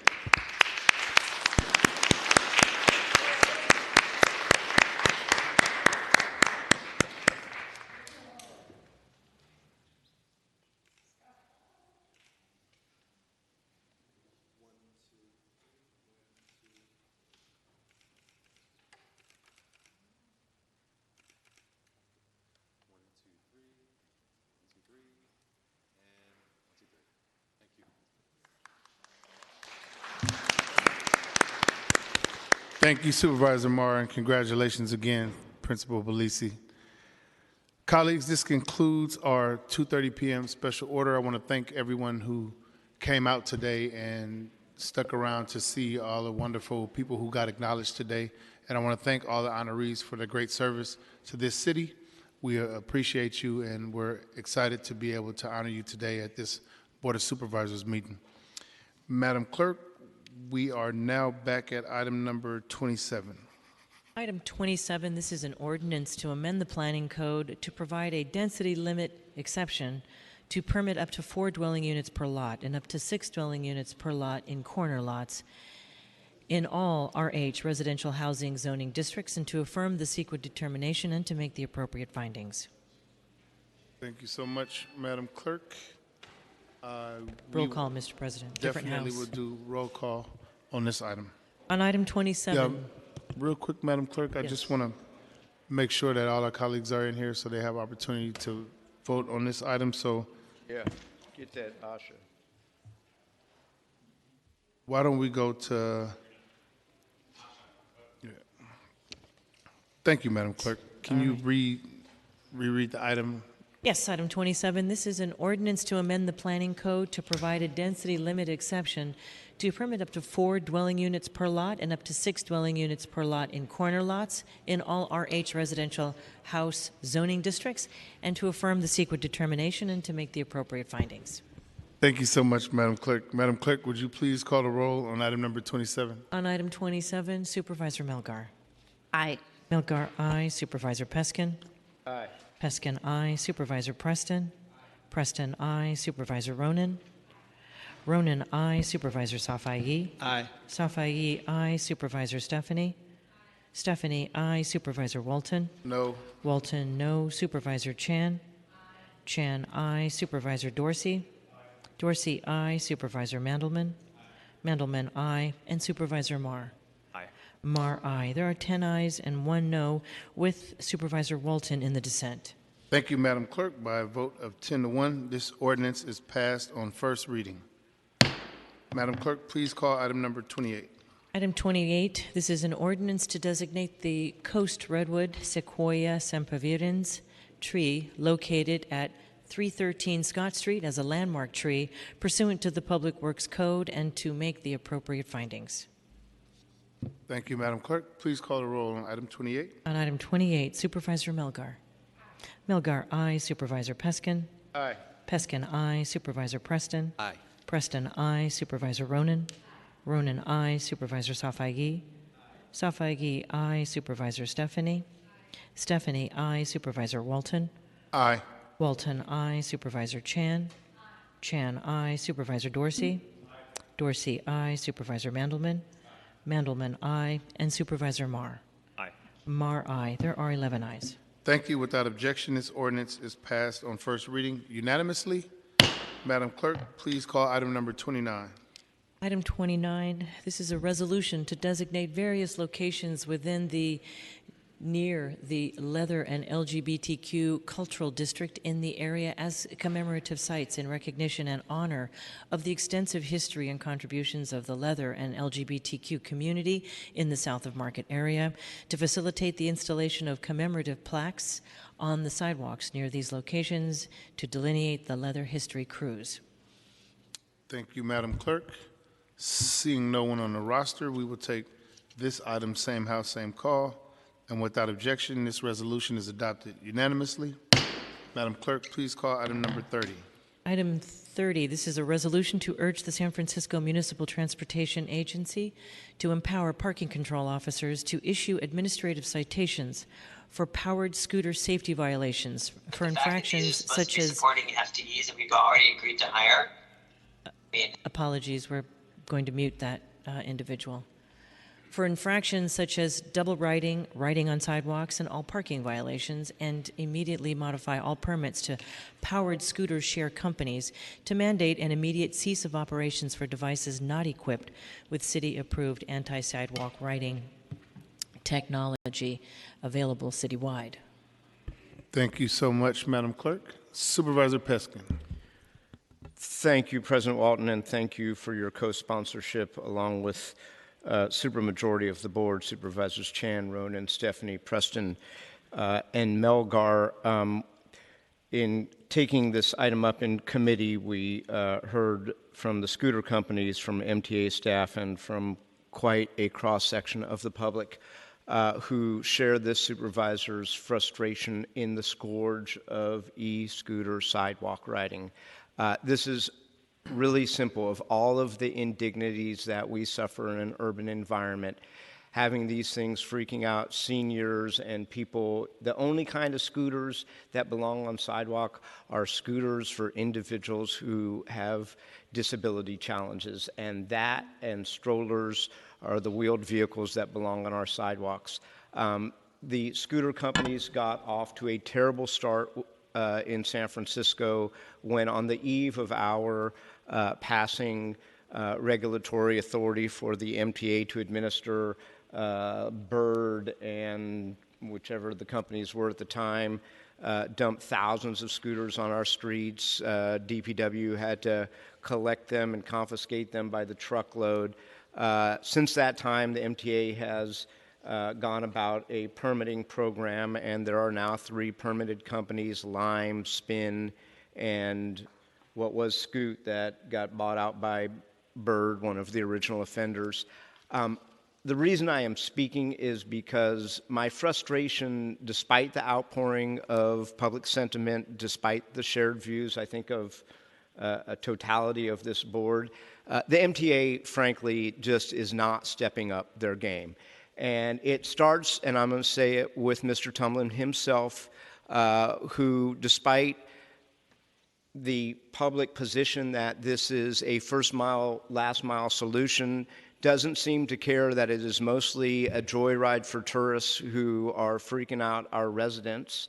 The response I get from Mr. Tumlin is, oh, what we need is more bike lanes. Damn right we need more bike lanes, but right now we need them off the sidewalk. Lime stepped up to the plate and actually did one of the things that we've been asking for, which is, instead of spending their hundreds of millions in venture capital on a financially losing proposition, they are now passing through a portion of the sidewalk riding citations to the user as a behavior modifier, but the MTA is not insisting that the other 2 companies do it, so there's an unlevel playing field. The MTA has been very slow in, really putting their foot down about the implementation of anti-sidewalk riding technology, which exists but is expensive, so they have them on a handful of their devices. And my response is, hey, MTA, if you're not going to be serious about this, just shut the whole thing down until they're all equipped with anti-sidewalk riding technology. People are getting hurt. The number of fatalities for scooter users has tripled. The head of our, ironically and tragically, head of the mayor's office of disability had her leg shattered and was hospitalized for 2 months, being hit by one right around the corner from this city hall.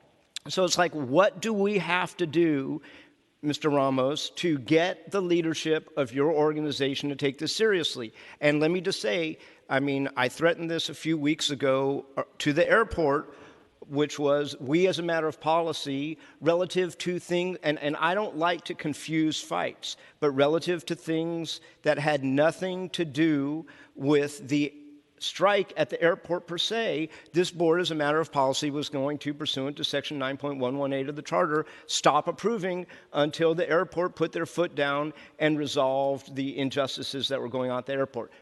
Fortunately, we didn't have to go there, and the matter was resolved. This is the point in time, and I have been so patient. I went to the live demonstrations over the course of a year as the anti-sidewalk riding technology was implemented, which everybody said would be fully implemented on all 4,000 devices long before this day. They are on a handful of the devices. Either shut them down or equip them, but when this supervisor starts fighting for 6 votes to say no to some other thing, don't claim that you were surprised. Thank you, Supervisor Peskin. Supervisor Marr. Thank you, Supervisor Peskin. I'd like to be added as a co-sponsor. Thanks. Thank you, Supervisor Marr. Supervisor Dorsey. Thank you. I'd also like to be added as a co-sponsor. Thank you, Supervisor Dorsey. Supervisor Safai. Thank you. As somebody that literally within inches almost got run over yesterday, I have to say, and it was not a tourist, by the way, Supervisor Peskin, which I'm sure might be the case in a lot of situations. It was just someone going down Geary, deciding that they were going to ride the sidewalk the entire way, going around 20 plus miles an hour. There really is no excuse. There really is no excuse that these companies can't figure out the technology and implement it and do it in an aggressive manner. So please add me as a co-sponsor. Thank you for putting this forward. We appreciate it, and we will be watching as more things come forward. Thank you, Supervisor Safai. Supervisor Mandelman. Thank you, Mr. President. I think I've been added as a co-sponsor, but if I haven't, please add me. Thank you, and I apologize, colleagues, and to MTA, but if I could have the MTA representative here, I do have a question, and I didn't want to throw anybody off guard, but my question is coming now because I, for the very, very first time ever, decided to ride on one of those scooters this past weekend when I went to the Niners game in Atlanta. And when we got to Centennial Park, they cut off on us because the scooter had a device that said, you cannot ride your scooter in this area. And I was in the street.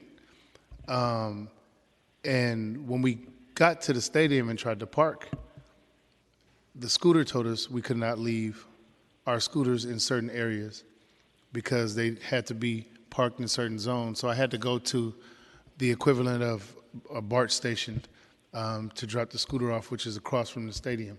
So these scooter companies obviously had to do the work to make sure that scooters could not be rode in certain areas. And so I'm wondering if scooter companies have done that here in San Francisco. And I don't know because I have not ridden a scooter in this city. And not to take this away from Mr. Ramos, but that is the technology that they showed us on Brannan Street. That is the technology that they showed us on the Embarcadero. It's called geofencing, and yes, they can do it, but they don't. And so, because it's not a part of their business model. Mr. Ramos, can you answer that question? Absolutely, and thank you for the question, Mr. President. I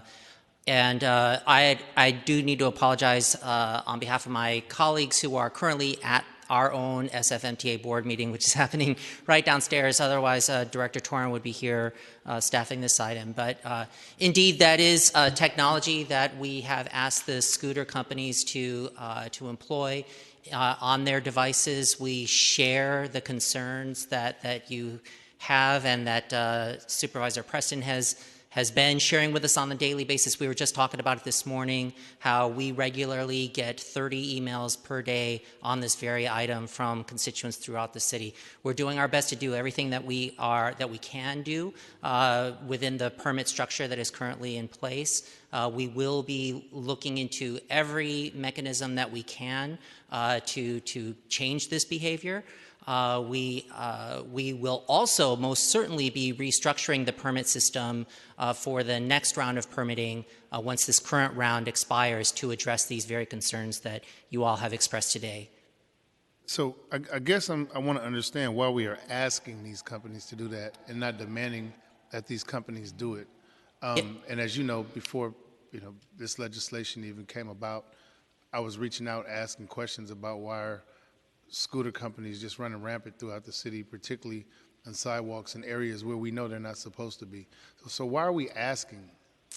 There are terms in the contracts that we have that we're trying to respect with the permits, I should say, with the permit that we have, the permits that we've gotten into agreements with them on. And I don't think that the technology was available at the time. This is relatively new technology that Supervisor Peskin had come out to preview, but we are going to be requiring them to employ on their devices with this new permit program as the new permit system begins anew within the next, I think it's 5 months. Thank you, Mr. Ramos. I mean, I think respect goes both ways, and most certainly companies that are operating here are using that technology other places in this country. And so I think that we can move them faster to ensure safety. We'll be doing everything that we can within our means. We're currently exploring what our options are to get the scooters to comply with the very real concerns that you all have expressed here today. And we sincerely thank you for your vigilance on this issue. Thank you, Mr. Ramos. Supervisor Chan. Thank you, President Walton. I just want to comment on this. I think it's a general attitude of our transportation agency. I think it's just having that sort of nonchalant attitude and towards tech companies and creating disruption in San Francisco. I think that, generally speaking, colleagues, I think our transportation agency is having SFMTA is not really enforcing the law or really trying to figure out pushing the boundary and making sure protecting the integrity of our roadways and our public transit system. You see that in this case, enforcing the permits and the rules, or this third-party app for the taxi hail apps, or I mean, you see it, and you see that constantly letting these tech companies or rideshare companies, all different types of companies, just actually making our system worse, and taking that and allowing it to make it worse for our priority, which is actually public transit first city. So I just want to make that comment. Thank you. Thank you, Supervisor Chan. And I don't see anyone else on the roster, so I believe we can take this item, same house, same call. And without objection, this resolution is adopted unanimously. Madam Clerk, please call item number 31. Item 31 is an ordinance to amend the general plan to revise the Transit Center District Plan, a sub-area plan of the Downtown Plan, to facilitate development of the Transbay Block 4 redevelopment project by revising height limits and bicycle network policies, and to adopt the appropriate findings. And I will just state that this item was from the Land Use and Transportation Committee with a recommendation of do not pass. Thank you. Supervisor Dorsey.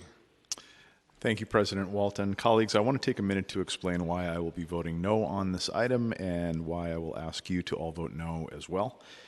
The project sponsor has requested additional time to work with the Office of Community Investment and Infrastructure as modifications to the project's financing schedule. OCII plans to return to the board early next year for final approvals. However, under the Charter and Planning Code, The general plan amendment will be deemed approved if the board does not act to approve or reject it by November 22nd. Therefore, they're requesting a rejection at this time, and the general plan amendment will be reintroduced once any project financing modifications have been agreed upon. If you have further questions, the project sponsor is here in person, and we have an OCII staff member attending remotely. Thank you. Thank you so much, Supervisor Dorsey. Madam Clerk, would you please call the roll on item 31? On item 31, Supervisor Melgar.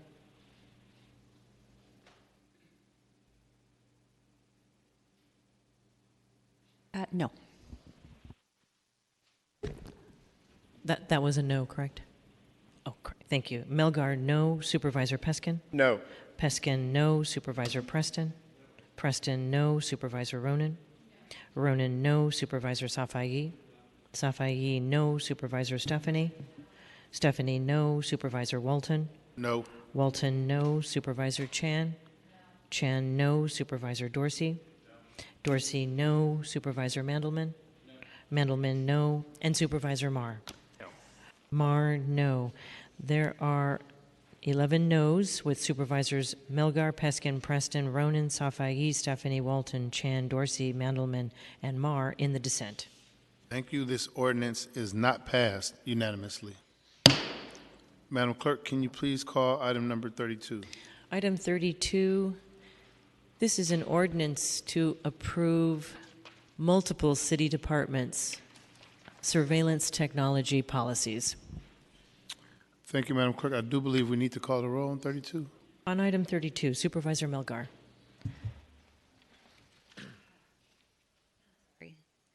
Aye. Melgar, aye. Supervisor Peskin? Aye. Peskin, aye. Supervisor Preston? Aye. Preston, aye. Supervisor Ronan? Ronan, aye. Supervisor Safai? Safai, aye. Supervisor Stephanie? Stephanie, aye. Supervisor Walton? Aye. Walton, aye. Supervisor Chan? Chan, aye. Supervisor Dorsey? Dorsey, aye. Supervisor Mandelman? Mandelman, aye. And Supervisor Marr? Aye. Marr, aye. There are 11 ayes. Thank you. Without objection, this ordinance is passed on first reading unanimously. Madam Clerk, can you please call item number 33? Item 33, this is a motion to approve the mayor's nomination for the appointment of Kate Stacy to the Public Utilities Commission for a term ending August 1st, 2026. Thank you. I don't see anyone on the roster, so we will take this item same house, same call. Without objection, this motion is approved unanimously. Madam Clerk, please call item number 34. Item 34, this is a motion to approve the President of the Board of Supervisors, Shaman Walton's nomination of Jessica Campos, waiving the residency requirement for an appointment to the Child Care Planning and Advisory Council, term ending March 19th, 2024. Thank you, Madam Clerk. I don't see anyone on the roster, so we will take this item same house, same call. Without objection, this motion is approved unanimously. Madam Clerk, we are now at committee reports, item number 35. Yes, I will first state that items 35 through 37 were considered by the Public Safety and Neighborhood Services Committee at a regular meeting on Thursday, October 13th, 2022. Item 35 was recommended as a committee report. It's a resolution to determine that the person-to-person, premise-to-premise transfer of a Type 20 off-sale beer, wine, and liquor license to Save Mart Supermarkets, LLC, doing business as Save Mart, located at 3801 3rd Street, will serve the public convenience, and requesting that the California Department of Alcoholic Beverage Control impose conditions on the issuance of the license. Thank you so much, Madam Clerk, and my apologies, would you also call 36 and 37 along with 35? Yes, items 36 and 37, these items were recommended as amended but with new titles. Item 36 is a resolution to determine that the transfer for a Type 48 on-sale general public premises liquor license converted from a Type 47 on-sale general for bona fide eating place liquor license to Connery and Murphy's LLC to do business as Murphy's Pub, located at 217 Kearney Street, will serve the public convenience. There is an amendment to this title that strikes the requirement to impose conditions. That's the last two sentences of that paragraph. There are no longer conditions associated with this item or with the next item, item 37, which is a resolution to determine that the premise-to-premise, person-to-person transfer, also known as a double transfer, for a Type 57 special on-sale general beer, wine, and distilled spirits liquor license to Expensify Inc. to do business as Expensify Lounge, located at 88 Kearney Street, 16th floor, will serve the public convenience. And again, to strike the language to impose the additional conditions. Thank you so much, Madam Clerk. Seeing no one on the roster, we will take these items same house, same call. And without objection, these resolutions are adopted unanimously.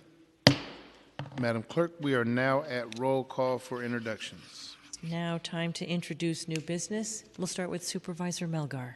Thank you, Madam Clerk.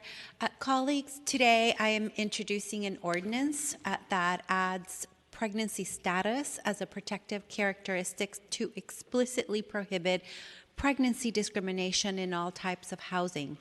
Earlier this year, I called for a hearing to discuss housing access for Black, Indigenous people of color, women who are pregnant, and persons, and families with young children. What was highlighted during this hearing were the disturbing facts around the experiences of BIPOC pregnant women and people, especially in the Black and Pacific Islander community, and the correlation between these birthing outcomes and housing insecurity and homelessness in San Francisco. There is a significant body of data that links housing insecurity and birth outcomes. Pregnant women experiencing homelessness in San Francisco are twice as likely as other populations to deliver preterm. Black families are more likely than any other groups to experience homelessness and preterm birth. According to the most recent 2020 census data, Black communities make up 5.6% of San Francisco's population, but constitute 37% of the homeless population. Experiencing housing insecurity increases one's chances of preterm birth by 20%. In San Francisco, Black moms make up about 4% of births, but 32% of maternal mortality cases.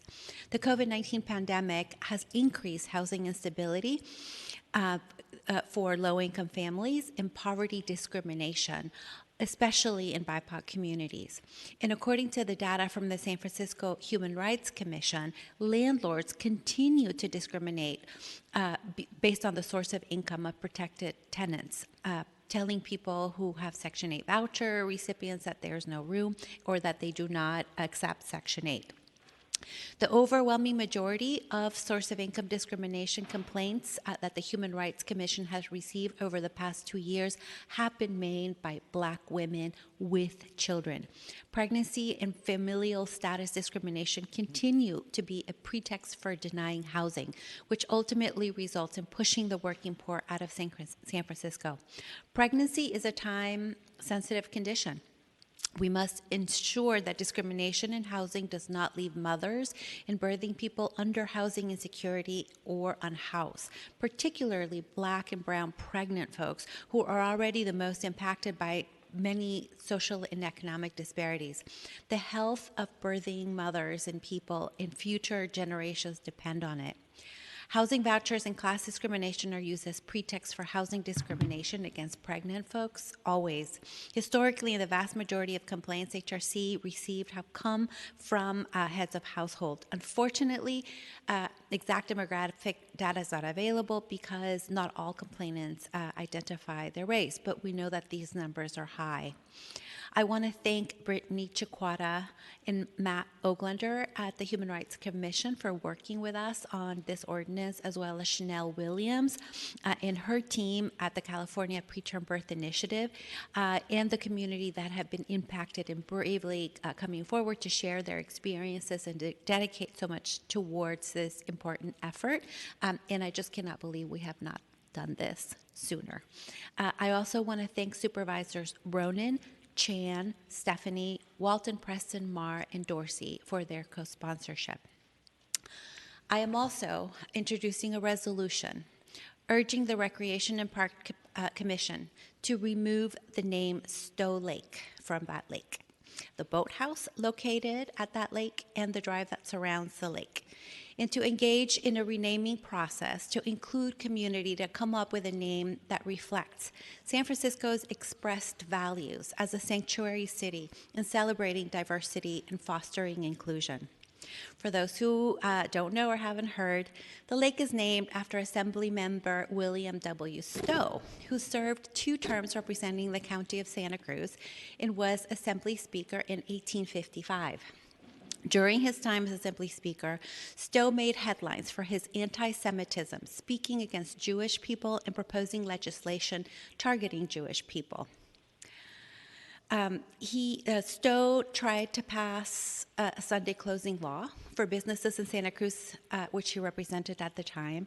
Records show that Assemblymember Stowe declared during session, "I have no sympathy for the Jews, and were it in my power to enforce a regulation that would eliminate them, not only from our county, from our entire state." He also proposed a tax on Jews that he claimed would act as a prohibition to their residence amongst us, demonstrating a clear goal of discouraging Jews from moving to California and disenfranchising the folks that we already had in the state. He went on supporting his tax, stating, "I am for a Jew tax that is so high that Jews would not be able to operate any more shops. They are a class of people here only to make money and who would leave the country as soon as they make it." Furthermore, in 1856, Assemblymember Stowe ran an unsuccessful campaign for governor of California on the Know Nothing political party ticket. The Know Nothing party was notorious for its xenophobia and anti-immigrant stances. Their members supported deportation of foreign beggars and criminals, a 21-year naturalization period for all immigrants, mandatory Bible reading in schools, and the elimination of all Catholics from public office. Around 1856, he quit his political career and moved to San Francisco, where he became a partner in the law firm Patterson, Wallace, and Stowe's. He was appointed to the San Francisco Park Commission in 1889 and was known for immediately complaining about the lack of funds for Golden Gate Park, which he then ironically cut in half during his tenure in the Assembly, and was credited for leading the effort to fundraise for the development of the park, including the lake and the falls. While we can acknowledge his contributions to the park and to San Francisco, we cannot ignore the harmful racist principles that he promoted, which are completely opposed to our San Francisco values. Our parks and outdoor spaces are for everyone in our diverse community and should not enshrine the names of persons who utilize their positions of power to promote hatred and exclusion. We can do better, and we will do better to correct the wrongs of our past and to move forward on a path of love and inclusion. I want to thank Mr. Stephen Miller for his work and advocacy on this effort and for bringing this to our attention, along as Congregation Beth Shalom for their support. I also want to thank Supervisor Chan and Supervisor Peskin for their early co-sponsorship. The rest I submit. Thank you. Thank you, Supervisor Melgar. Supervisor Peskin. Submit. Thank you, Supervisor Preston. Thank you, Madam Clerk. Just to give a quick external boards update. Are we doing that, Mr. President? Yes, thank you. Okay, great. Just wanted to mention that so I sit on the State Legislative Committee with Supervisor Chan. It hasn't met since July 20th. The committee, as you know, colleagues, consists of representatives from City Attorney's Office, Controller, Treasurer, the Mayor, and the Board of Supervisors. So the most significant thing since the last update was that September 30th was the last day for the governor to sign or veto bills. A lot of that has gotten a lot of media coverage. I think some of it that hasn't, and some of the bills that our committee voted on, and we voted on a lot of bills this session, ranging from environmental to housing bills, transportation bills. Some of the ones the committee supported that were signed by the governor include SB 1008, which was around calls free of charge for folks who are in prison or in detention.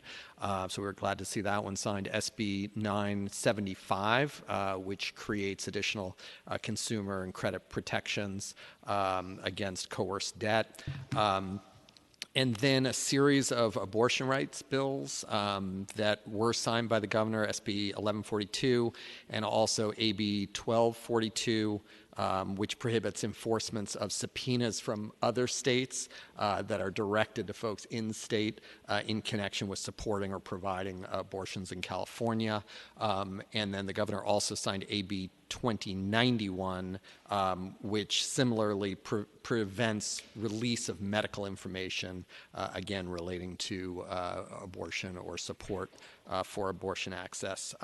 So the legislature will reconvenes in January, and then the next state legislative committee meeting is also in January. And just a reminder to the public and colleagues, to all of you, any questions or suggestions of things the state legislative committee should take up, please let me or Supervisor Chan know. As far as introductions, I have one item and an in memoriam today. The colleagues, as you know, since January of this year, the Tenderloin Center has been operating right there next to UN Plaza and offering overdose prevention services that are otherwise unavailable throughout the rest of the city. Since that time, the Tenderloin Center has been the subject of a lot of discussion in these chambers and elsewhere. I want to say, despite any bumps on the road throughout the process, that it's really important to note that as of this weekend, the Tenderloin Center has served over 100,000 people, to be precise, 104,230 guests, with nearly 400 people a day since February. And at least 249 overdoses that we know of have been reversed at the Tenderloin Center since its inception, and thousands of doses of Narcan have been distributed at the center and undoubtedly saved many lives.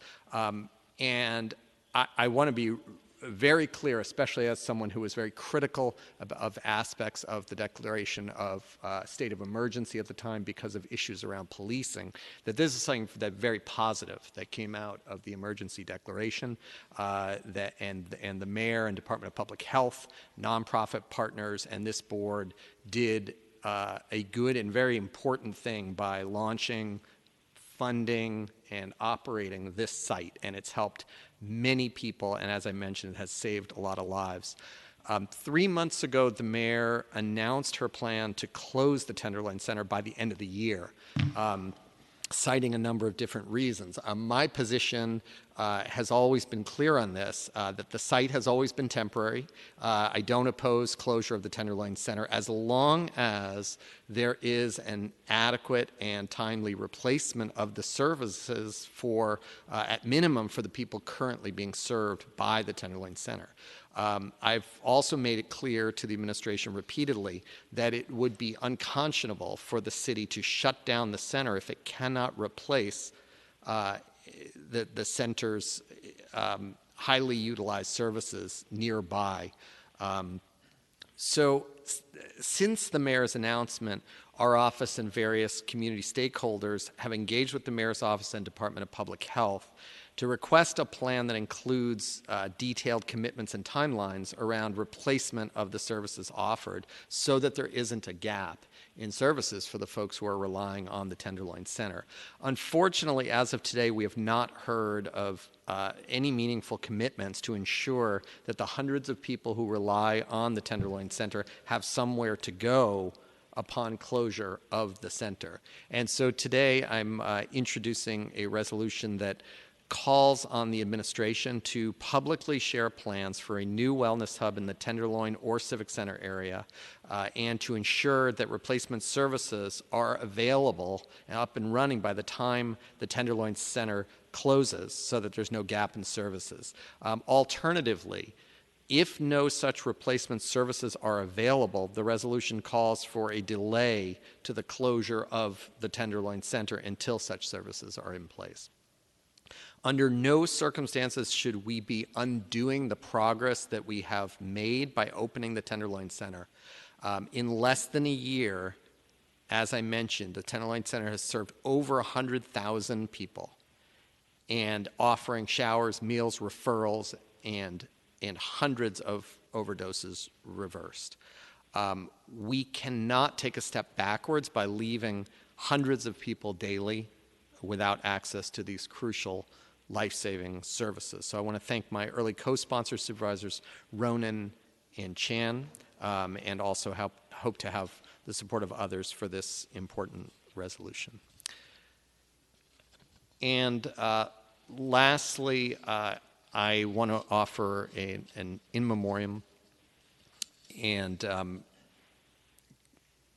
along with Supervisor Ronan, who I know will have some words as well, wanted to offer an in memoriam for John Crew. John was a tireless champion for justice, civil rights, and police reform in San Francisco. He passed away unexpectedly earlier this month on October 6th and is survived by his two daughters, Erica and Simone. He's survived by many friends, colleagues, and countless advocates, including many who he mentored throughout his long career and during his retirement. Born in Los Angeles in 1957, John Crew attended Northwestern University in Chicago before moving to San Francisco to attend UC Hastings. During his last year of law school, John joined the American Civil Liberties Union of Northern California as an intern. He then served the ACLU as Northern California Director of Police Practices of the Police Practices Project for many years, and he later served as interim director before he took an early retirement. It's really no exaggeration to recognize that John's work for civil rights and police reform in the city and county of San Francisco has been legendary. He began his career representing anti-racist demonstrators who were arrested for protesting against the KKK. He helped de-escalate tensions between police and protesters at AIDS vigils. He helped stop the practice of police using horses to break up arrests, to break up protests and to make arrests. He helped shape new rules for officers using batons after the San Francisco Police Department used batons to beat Dolores Huerta. And he fought against unfettered police surveillance for 3 decades. In 2018, John joined a small group of community advocates and against all odds handily defeated a measure by the police officers union to get around a restrictive policy on the police department's use of tasers. John also spent hundreds, if not thousands, of hours helping shape department general orders for SSPD well into his retirement. John was well known to all of us for his generosity with his time, expertise, and mentorship of advocates in a variety of fields. He was always happy to be a resource to supervisors, to mayors, to police commissioners, legislative aides, and community members interested in fighting against unchecked policing and government overreach. In a world increasingly dominated by sound bites, spin, and misinformation, John's depth of knowledge, substance, and thoroughness, and yes, we all received his emails, and I mean thoroughness, was really remarkable and stood out. He challenged us all, especially policymakers, to dive into the substance, to understand the history and context and importance of this work, and to do better. He fought battle after battle, and when there were losses, and doing this kind of work, you can be sure there were many, he felt those losses deeply and personally and shared that with those of us who worked closely with him. But those losses never stopped John from gearing up for the next fight, no matter what the odds were. He had an intense passion and drive to fight for what he believed was right, and our city is better off because of it.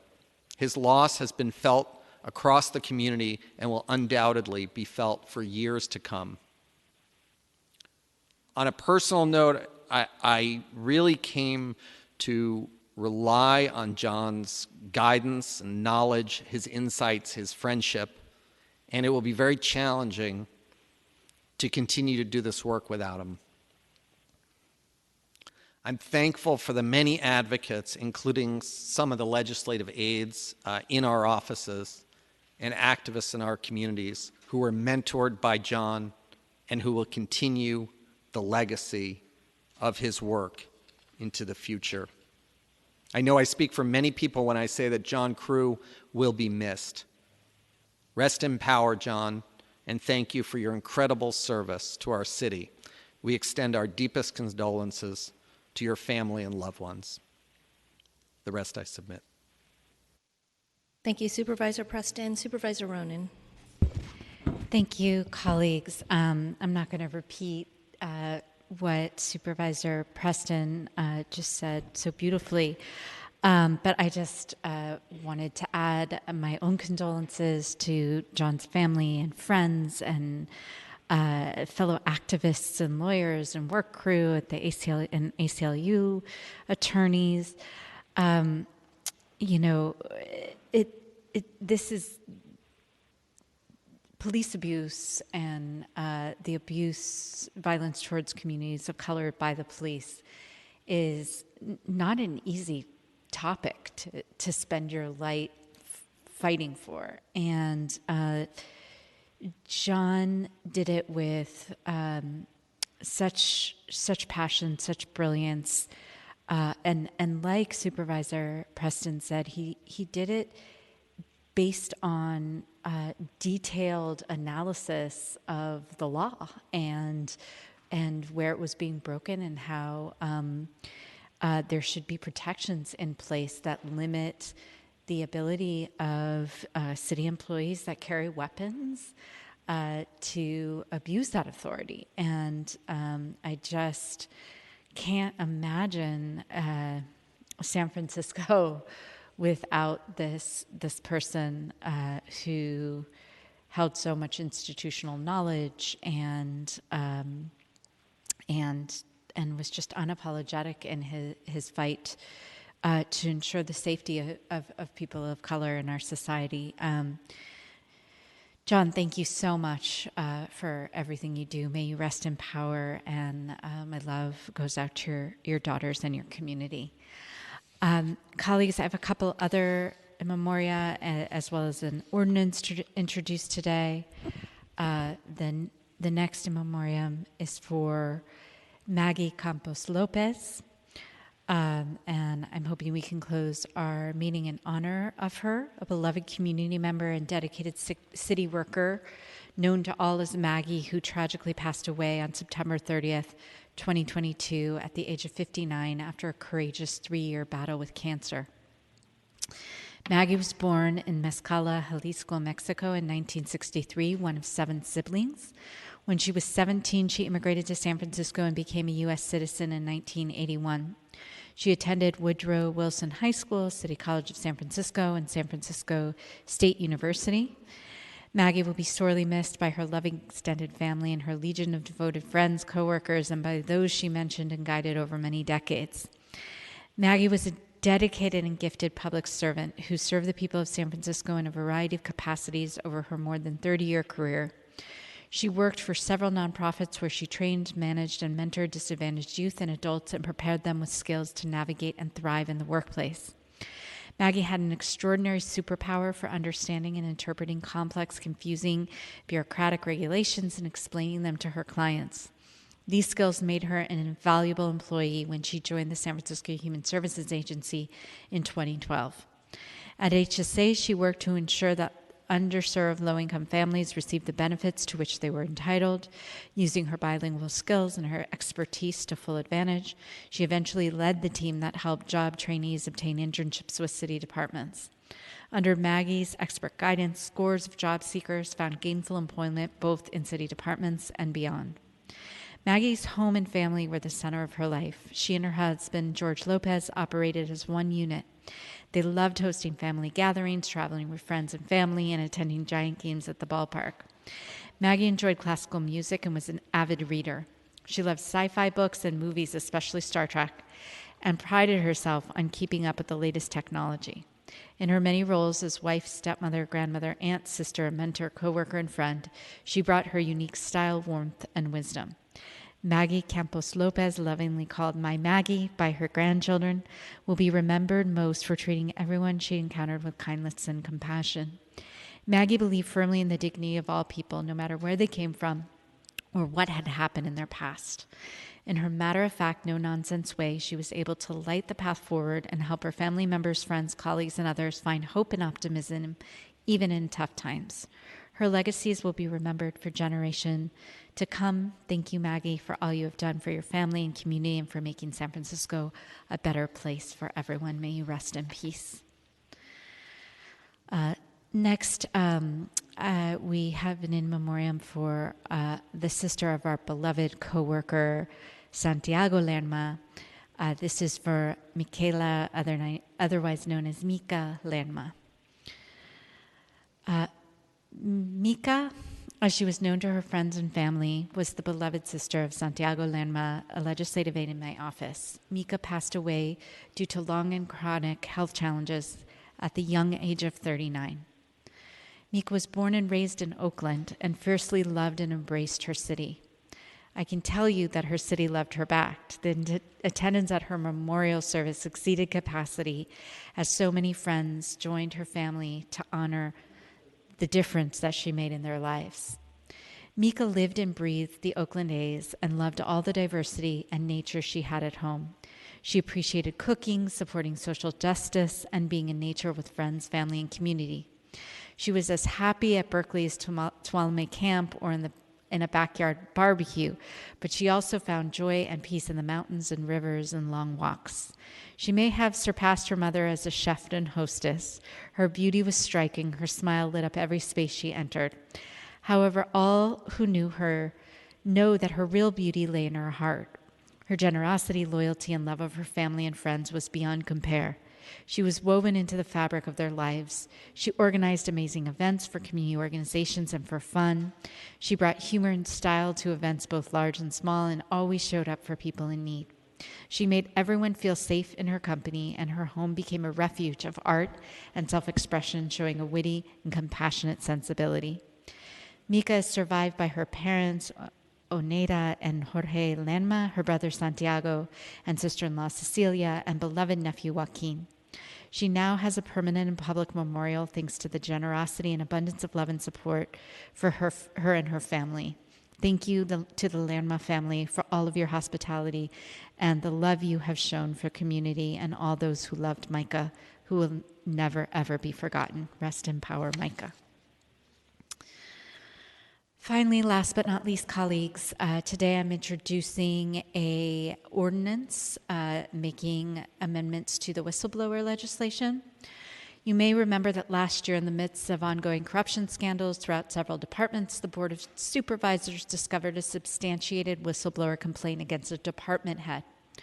While it is always troubling to discover malfeasance at the highest level, it is also disheartening that it required several hearings and multiple supervisors demanding information to find out about this wrongdoing. Many times we would find out about wrongdoing not from within city government, but from the FBI filing charges or from press calling for a comment.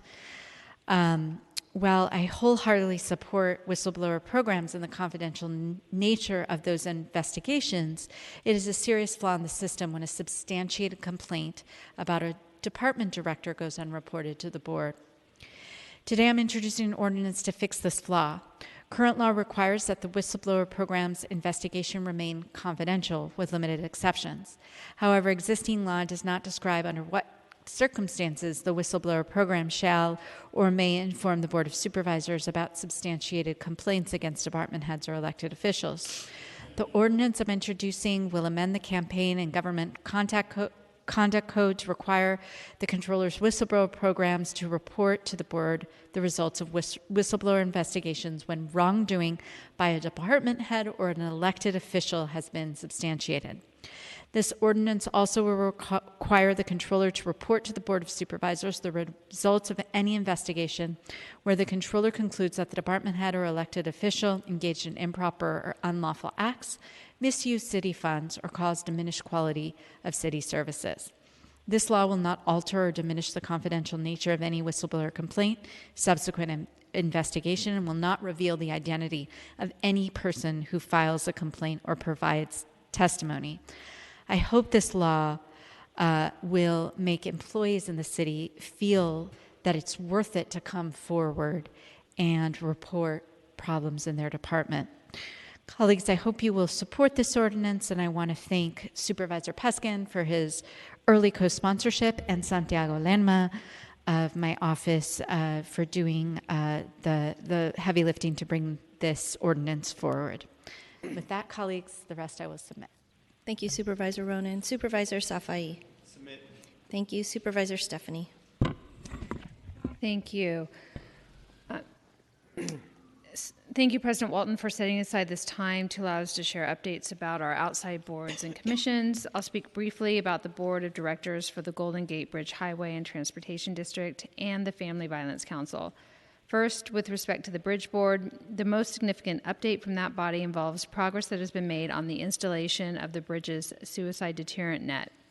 We still expect the project to be completed in 2023. However, we did need to authorize additional funding to the tune of $8 million to account for contractor delays. On average, 30 people or more die from suicide there each year. Hundreds more are stopped from harming themselves through the efforts of the Golden Gate Bridge District Patrol. As such, the board saw this allocation as a necessary investment towards saving more lives. Golden Gate Transit is also celebrating its 50th anniversary this year, which is an incredible milestone. While the Family Violence Council has not met since May of this year, I'm looking forward to reconvening with the council soon. And lastly, colleagues, I'm happy to report that I will now be sitting on the San Francisco Reentry Council, and I'm very much looking forward to joining my first meeting this Thursday. In addition, colleagues, I'd like to remind everyone that last year we unanimously passed a resolution to declare each October Domestic Violence Awareness Month. Domestic Violence Awareness Month was launched nationwide in October of 1987 as a way for individuals and organizations to connect and raise awareness for issues relating to domestic violence. According to the National Coalition for Domestic Violence, on average, nearly 20 people per minute are physically abused by an intimate partner in the United States. Here in California, 35% of women and 31% of men will experience intimate partner physical violence, sexual violence, and/or stalking in their lifetimes. And we are not immune to this epidemic here in San Francisco. In 2021, the Family Violence Council found that in 2020, more than 7,000 domestic violence-related 911 calls were made and more than 3,000 incidents were responded to by the police. And of those incidents, Black and Latin communities were overrepresented with a share of 29% and 27% of the incidents, respectively. During the pandemic, calls to the San Francisco crisis lines increased by almost 40%. Calls to the Cooperative Restraining Order Clinic increased by 166%, and the turnaway rate for victims seeking emergency shelter was 79%. Concerns remain regarding underreporting of domestic violence due to lingering effects of the pandemic, labor shortages, and decreased interaction with mandated reporters. Most concerningly, gun sales continue to surge dramatically across the United States. As we all know, firearm access helps to fuel domestic violence. An abusive partner's access to a firearm is a serious threat to victims of domestic violence, making it 5 times more likely that a woman will be killed. And domestic violence assaults involving a gun are 12 times more likely to result in death than those involving other weapons or bodily force. With our high rates of domestic violence related to gun violence, the U.S. is the most dangerous country in the developed world when it comes to women and guns. Women in the U.S. are 21 times more likely to be killed with a gun than women in other high-income countries. Every single day, people all over this city are harmed, threatened, and abused in ways large and small. That is why I authored and campaigned for Proposition D, the Victims' Rights Initiative, which was supported by some of you, and I thank you for that. In addition to creating a one-stop shop for victims of all crimes outside of law enforcement, so no one needs to feel afraid or coerced out of seeking help, it creates a right to full-scope civil counsel for survivors of domestic violence. Now survivors will have a new tool to end the cycle of violence and an alternative to the status quo. I hope that we can continue to show that we stand with all those who have been affected by domestic violence, recognize those individuals and groups who have stepped forward to break the cycle of violence, and recommit to cultivating an environment that refuses to accept incidents of abuse as the norm. And the rest I submit. Thank you, Supervisor Stephanie. President Walton. Thank you so much, Madam Clerk. First, I just have a few updates starting with the Joint Powers Board for Caltrain. Ridership has increased slowly but steadily over the course of the calendar year. Last month, we saw a slight dip from August on weekdays, but healthy growth on Saturdays and Sundays. Average weekday ridership is at 30% of pre-pandemic levels, with Saturday ridership at 66% and Sunday at 83%. On September 19th, work began on the rehabilitation of the Bayshore Station overpass here in the city, and the project is expected to be completed by the end of this year. On September 22nd, Caltrain hosted the kickoff for the National League of Cities Large City Council Presidents meeting in the Bay Area with the Caltrain ride from Palo Alto to San Jose's Diridon Station. This included mayors, vice mayors, and council presidents of large cities across the U.S., including some cities such as Atlanta, Boston, San Diego, Nashville, and several others. On September 24th, Caltrain board representatives and executive staff were joined by federal, state, regional, and local officials and community members to celebrate the first public viewing of the agency's new electric train cars. The cars will serve as the centerpiece of the transformative Caltrain electrification project. For those who missed it, public tours of the new vehicles are planned for early 2023. On October 5th, Caltrain hosted a virtual community meeting on the San Francisco Rail Yards project. The meeting included project partners, Prologis, and the City and County of San Francisco, and explored the potential private development and rail facilities of the 20-acre site. And finally, the Caltrain electrification project is nearing the finish line with revenue service beginning in 2024. Executive staff is working to also close a $410 million funding gap. On October 26, MTC will take action on the major projects advancement policy, which includes a funding table for major projects in the region. In the draft table, $300 million in state funds are recommended for Caltrain electrification, with a $110 million gap. How to close this gap was discussed at MTC, and staff and policymaker work continues to get this over the goal line. Bay Area Air Quality Management District, first of all, I want to say that Supervisor Melgar is back. Thank you so much, Supervisor Melgar. The Bayview Hunters Point community has received an AB 6117 designation, which will result in an emission reduction plan driven by residents. This can also possibly bring millions of dollars in incentive funds to retire dirty technologies like diesel and result in cleaner alternatives. The Equity Committee recommended this designation on October 6th. We are hoping and expecting the full board to approve the designation on November 12th. Then it would go to the California Air Resources Board for official designation in February. The Workforce Investment Board, at the upcoming December meeting, will provide its annual program outcome review, and we will also be discussing next steps for the newly reinstated Workforce Alignment Committee recently approved by this body. And I do just want to say we had an opportunity to host last month with San Jose Vice Mayor Chappie Jones, and we had about 19 city council presidents from all over the United States, from cities with more than 400,000 residents, and this was with the National League of Cities. We started the first day in San Jose and highlighted our Caltrain system and the upcoming electrification project. Also in San Jose, we learned about their housing developments and partnerships. We had a conversation with San Jose Mayor Sam Liccardo and spent the afternoon on a mobile tour visiting housing and homeless solutions that San Jose has implemented. On the second day, we hosted everyone here in San Francisco and had conversations on civility and politics. Our very own Dr. Cheryl Davis led a conversation on racial equity, and in the afternoon, we visited the Latino Task Force, which is a model for COVID-19 community response, and the Bayview Vehicle Triage Center to share one solution to addressing needs around people experiencing homelessness. And it was just great to have the opportunity to learn from other city council presidents as we shared the work we have been doing here in the Bay Area and learning about more of what they've been doing across the country. Lastly, I do have one in memoriam. On behalf of the District 10 community, the India Basin Neighborhood Association mourns founding member Michael Hammond, who died of cancer on September 27th of this year with his wife Shirley Bruton at his side. Michael was quite the community leader, a longtime IBNA board member, former chair, and all-around advocate for the people of India Basin. Over the years, Michael also served San Francisco as a member of the Southern Waterfront Advisory Committee and the Bayview Project Area Committee, among other volunteer posts. Professionally, he was a general contractor, vocationally a historian, a most gracious host. His home, the barn, was a setting for many parties and meetings, some of which I have had the pleasure of attending.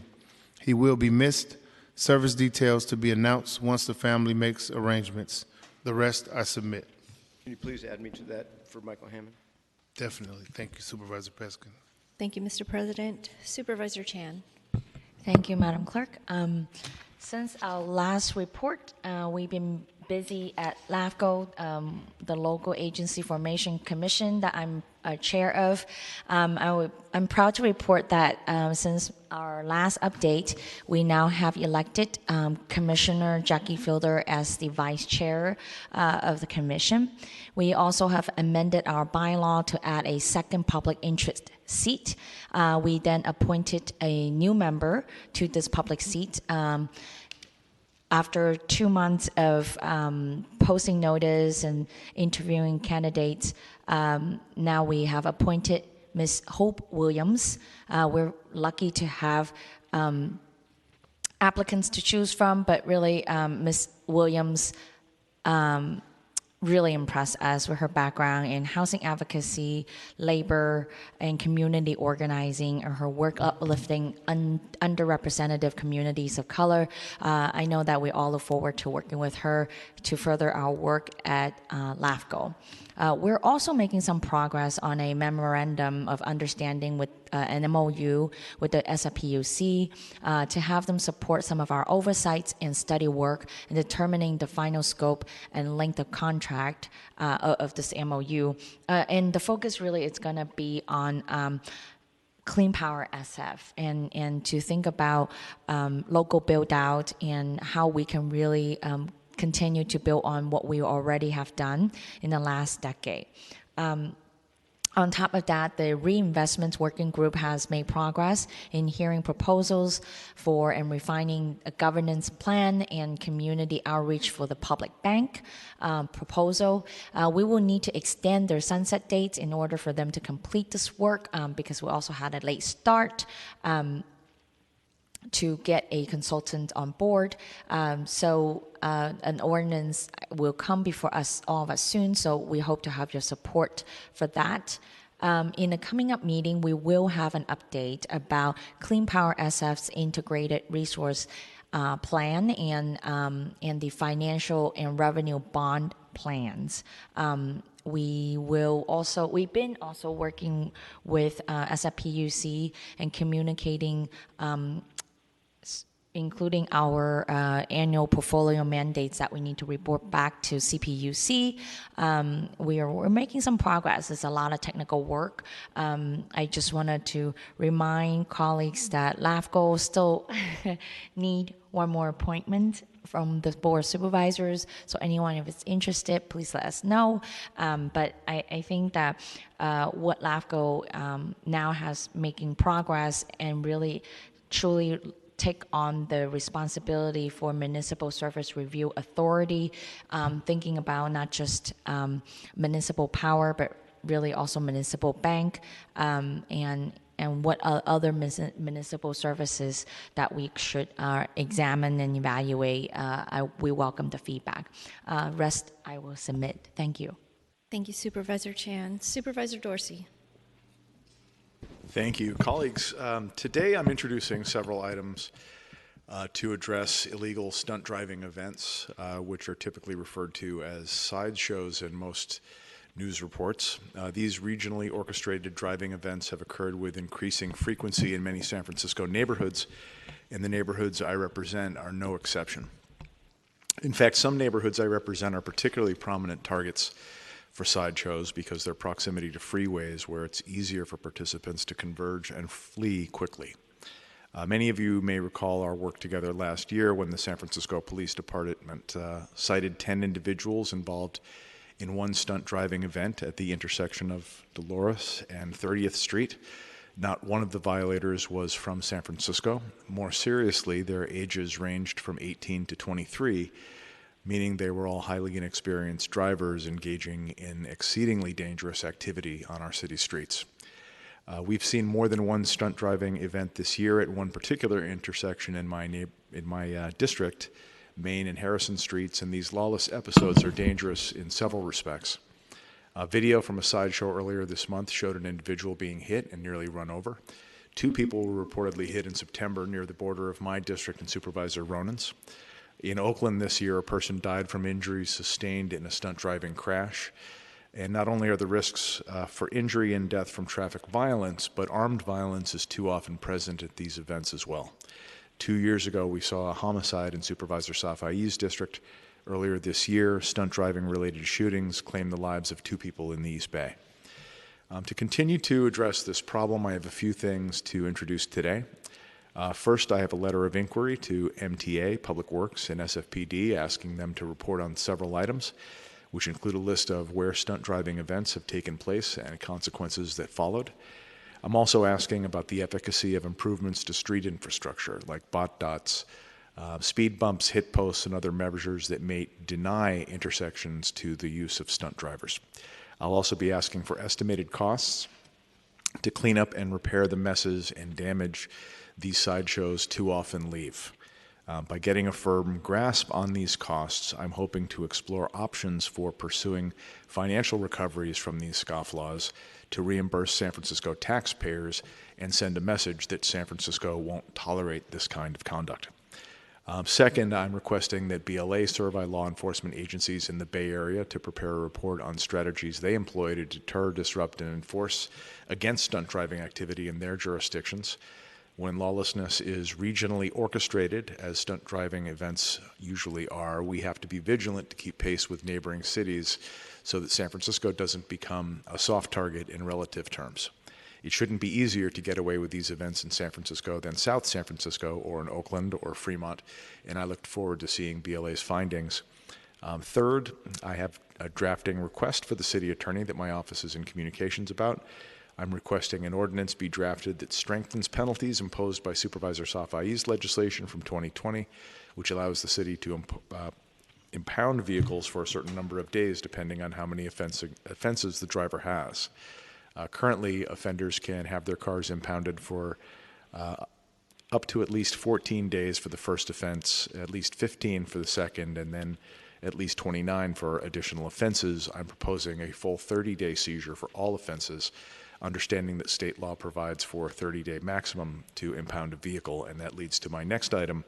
I'll be introducing a resolution urging the state legislature to take action to amend several state laws that hold our city back from imposing stricter penalties.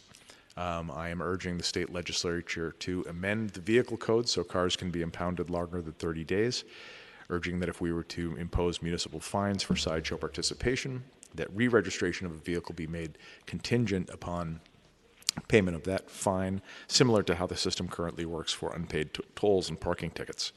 We're also urging that the legislature implement Assembly Bill 3 earlier than its current date of 2025. AB 3 authorizes the state to suspend licenses of stunt driving participants. Finally, I want to thank Supervisor Safai for his work on this issue over the last few years, and I want to thank my staff for working so diligently on the proposal, especially Madison Tam, who has been leading the effort. Again, I want to thank Supervisors Safai as well as Supervisors Stephanie, Mandelman, Melgar, and Walton for their co-sponsorships, and I look forward to working with all my colleagues to discourage these events from taking place in San Francisco intersections and to improve street safety. In addition to items on stunt driving events, there is a resolution I'm also going to be introducing to raise awareness for a too often overlooked community.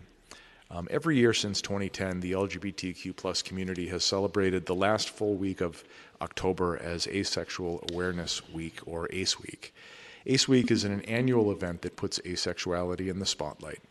In part, it celebrates the progress made by this community, and in part, it's a campaign for greater understanding and acceptance of asexual spectrum identities. The asexual, or ACE community, has made a lot of progress over the last few years that is well worth celebrating. Asexual representation in mainstream media continues to improve. Major LGBTQ+ organizations now acknowledge and include ACE, and the community groups have sprouted and flourished in cities around the world. Yet while there's much progress to celebrate, the fight for asexual visibility and acceptance endures. ACE identities are too often overlooked or misunderstood, and many ACEs still grow up not realizing that asexuality is an option. Because the issues many ACEs face are often influenced by their intersection with other marginalized identity, for example, ACEs of color, ACEs with disabilities, ACEs who identify with LGBTQ+ communities, and more. They can face significant barriers to equality and acceptance.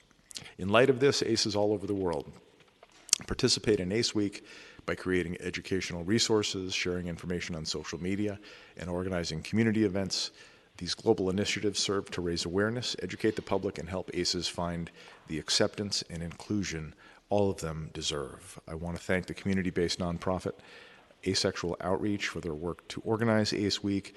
Also, one of my favorite organizations, the Trevor Project, also provides excellent resources so more people can become educated. Today, I'm introducing a resolution to declare next week Asexual Awareness Week. The rest I submit. Thank you, Supervisor Dorsey. Supervisor Mandelman. Thank you, Madam Clerk. I want to start by just thanking Supervisors Preston and Ronan for the in memoriam for John Crew, who was a constituent of mine and who also shared his views with me and helped me think about public safety and criminal justice issues. We did not always agree. Sometimes he was quite cross with me, but he continued to call and email, and I want to send out my condolences to his family and to all who loved and cared about him. On updates,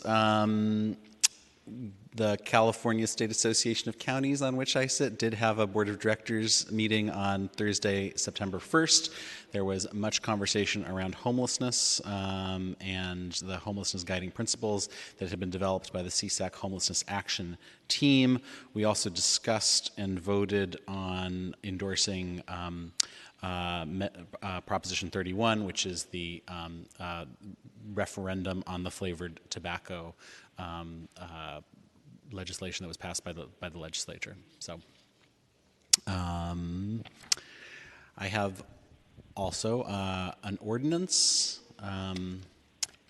a letter of inquiry, and two in memoria. The ordinance is to delay the effective date of San Francisco's local cannabis business tax through December 31st, 2025.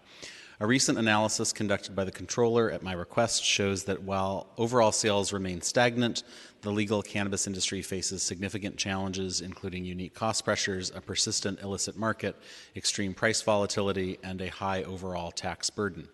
Cannabis businesses pay a higher effective federal tax rate because they are unable to deduct ordinary business expenses, and they lack access to regular banking channels, resulting in heightened security risks and operating costs. This is in addition to a web of unique state and local regulations with which cannabis businesses have to comply, and above all else, the reality that they are competing with a massive illicit market. The Comptroller's report found that unregulated sales may comprise as much as 2/3 of the total cannabis market, and legal operators are struggling to compete with this large, well-established legacy market. This is why we must prioritize minimizing the burdens on San Francisco's nascent legal cannabis industry in this critical phase as it struggles to compete with and we hope supplant the illicit market. The Comptroller's report recommended aligning our local tax policy with further state actions, and the state is planning to review its retail excise tax for a potential increase in 2025. So today I'm proposing this delay as an interim approach to allow the city to continue to monitor the industry and make longer-term choices in 2025 with more data and knowledge of the state's ultimate tax approach. I want to thank Ben Rosenfield and his team for their work on this analysis, the Cannabis Retailers Alliance, and other business owners who've engaged with my office on this ordinance. And I want to thank Jackie Thornhill, who's been putting in a lot of time on this, and our Chief Tax Attorney, Scott Reiber. California's efforts to legalize recreational cannabis have been far from perfect, but in many ways we've been on the cutting edge here in San Francisco, and I see the delay of this tax as an important step toward finally replacing the illicit cannabis market with a well-regulated legal cannabis industry. Secondly, the letter of inquiry and a related budget and legislative analyst report. Today, Supervisors Peskin, Ronan, Safai, Stephanie, and I are introducing a letter of inquiry asking the city administrator to review Chapter 12X of the Administrative Code, which prohibits the city from funding employee travel or doing business with states that have discriminatory anti-LGBT, restrictive abortion, or voter suppression laws. Following the U.S. Supreme Court's landmark 2015 decision recognizing the constitutional right of same-sex couples to marry, a number of states responded by enacting laws to discriminate against the LGBT community. In October 2016, the Board of Supervisors responded to this development by approving an ordinance that added Chapter 12X to the Administrative Code, prohibiting city-funded travel to states that enact LGBT laws and prohibiting the city from contracting with companies headquartered in these states or where work on the contract would be performed in these states. The board expanded Chapter 12X in July 2019 to include states with restrictive abortion laws, and in October 2021 amended 12X a third time to expand the travel and contracting bans to states that suppress voting rights. Fast forward to today. 12X prohibits city staff from traveling to and contracting with businesses headquartered in 30 states. By prohibiting the city from doing business with more than half the country, this policy has resulted in significant administrative and compliance costs and potentially far more significant contracting costs by limiting competition among bidders for city contracts. Today, our budget and legislative analyst is releasing a report I requested that takes a first cut at analyzing the city's compliance with the mandates of 12X, the cost to the city associated with implementing 12X, and the impact of the cost of contracting associated with 12X. The BLA analysis found systematically poor compliance across city departments and found dozens of waivers that allowed for contracting of tens of millions of city dollars spent in banned states. Between 2017 and 2020, just 6 city departments granted 47 waivers with a value of over $75 million in contracts with companies in banned states. Between July 2021 and July 2022, 35 departments approved a total of 538 waivers totaling over $791 million.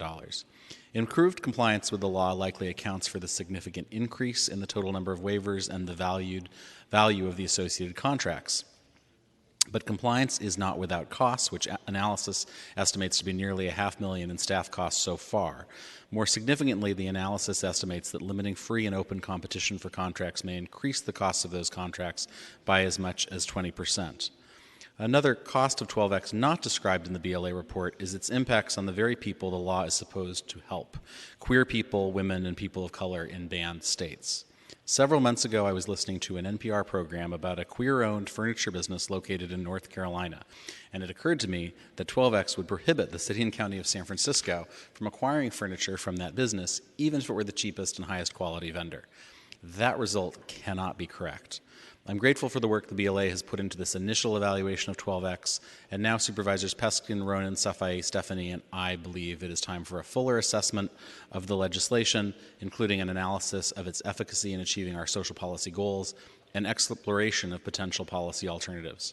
So today, we are asking the city administrator by May 2023 to take on that task and report back with a range of policy alternatives to the current travel and contracting bans for the board's consideration.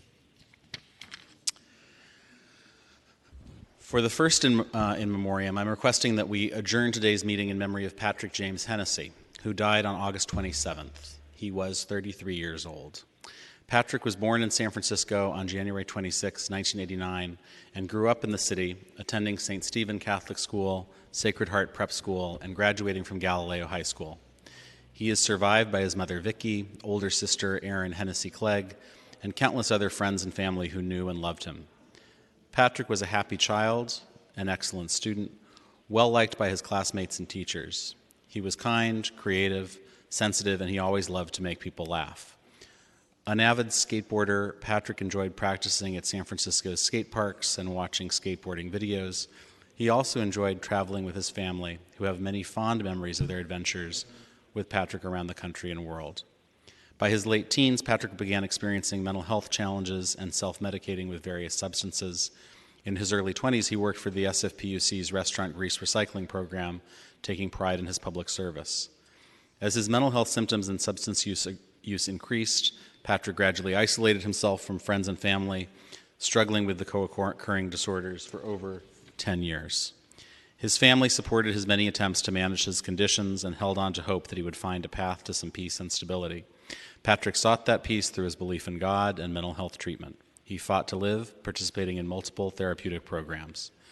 He left one of those programs just 2 days before he died. After 18 months of sobriety, he used again, one last time. Patrick's family will always love him and treasure all the positive memories they made together, and they hope he has finally found the peace that eluded him for so many years. Patrick's family would also like to thank all the social workers, mental health providers, addiction specialists, and others who worked to support Patrick over the years and continue their challenging work with others, with a special acknowledgement to family friend and attorney Joe Sullivan, who assisted him with legal issues and relentlessly encouraged him. Patrick's mom, Vicki, who loved him very much and stuck with him through it all, asked only that I point out how her son has become another statistic, one of 44 lives lost to overdose.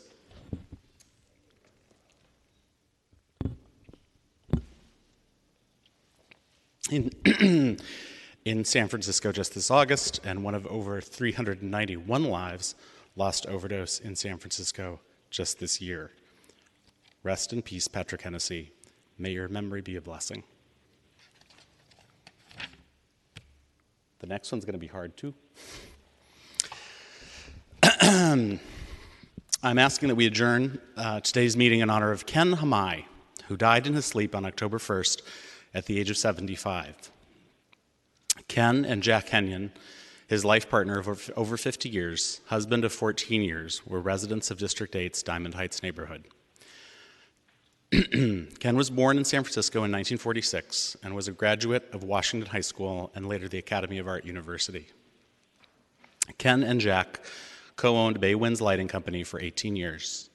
Ken was a longtime supporter of LGBTQ+ organizations, including the GLBTQ+ Asian Pacific Alliance, the Imperial Council of San Francisco, the Richmond Ermit AIDS Foundation, and more.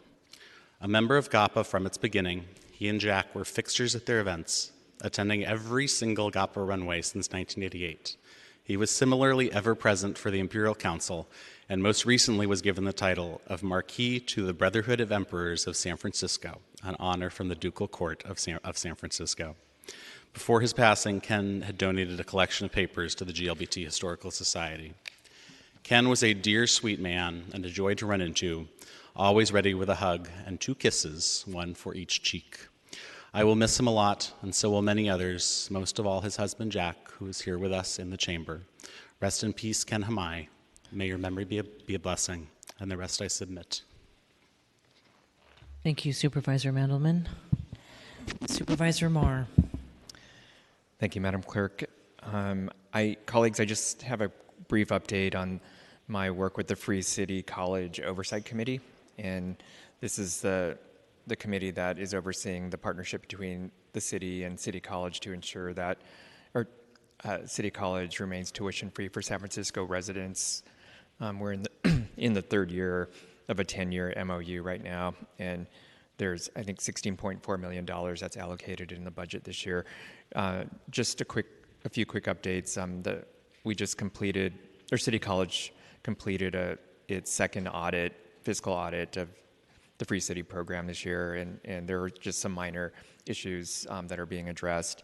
And then also there was also just completed an equity impact report by some outside consultants looking at the equity impacts of the Free City program. That was very enlightening.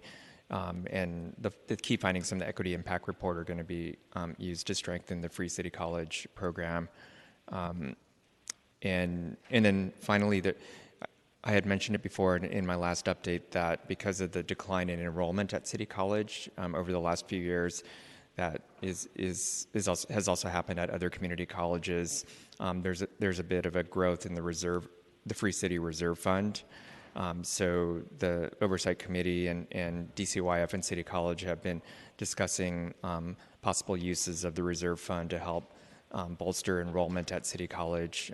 In the last, or in this current budget year, you may recall $4 million of the Free City Reserve Funds were used to support early college, or SF Unified School District's high school early college program that allows high school students to take City College classes at their school sites, along with a paid internship.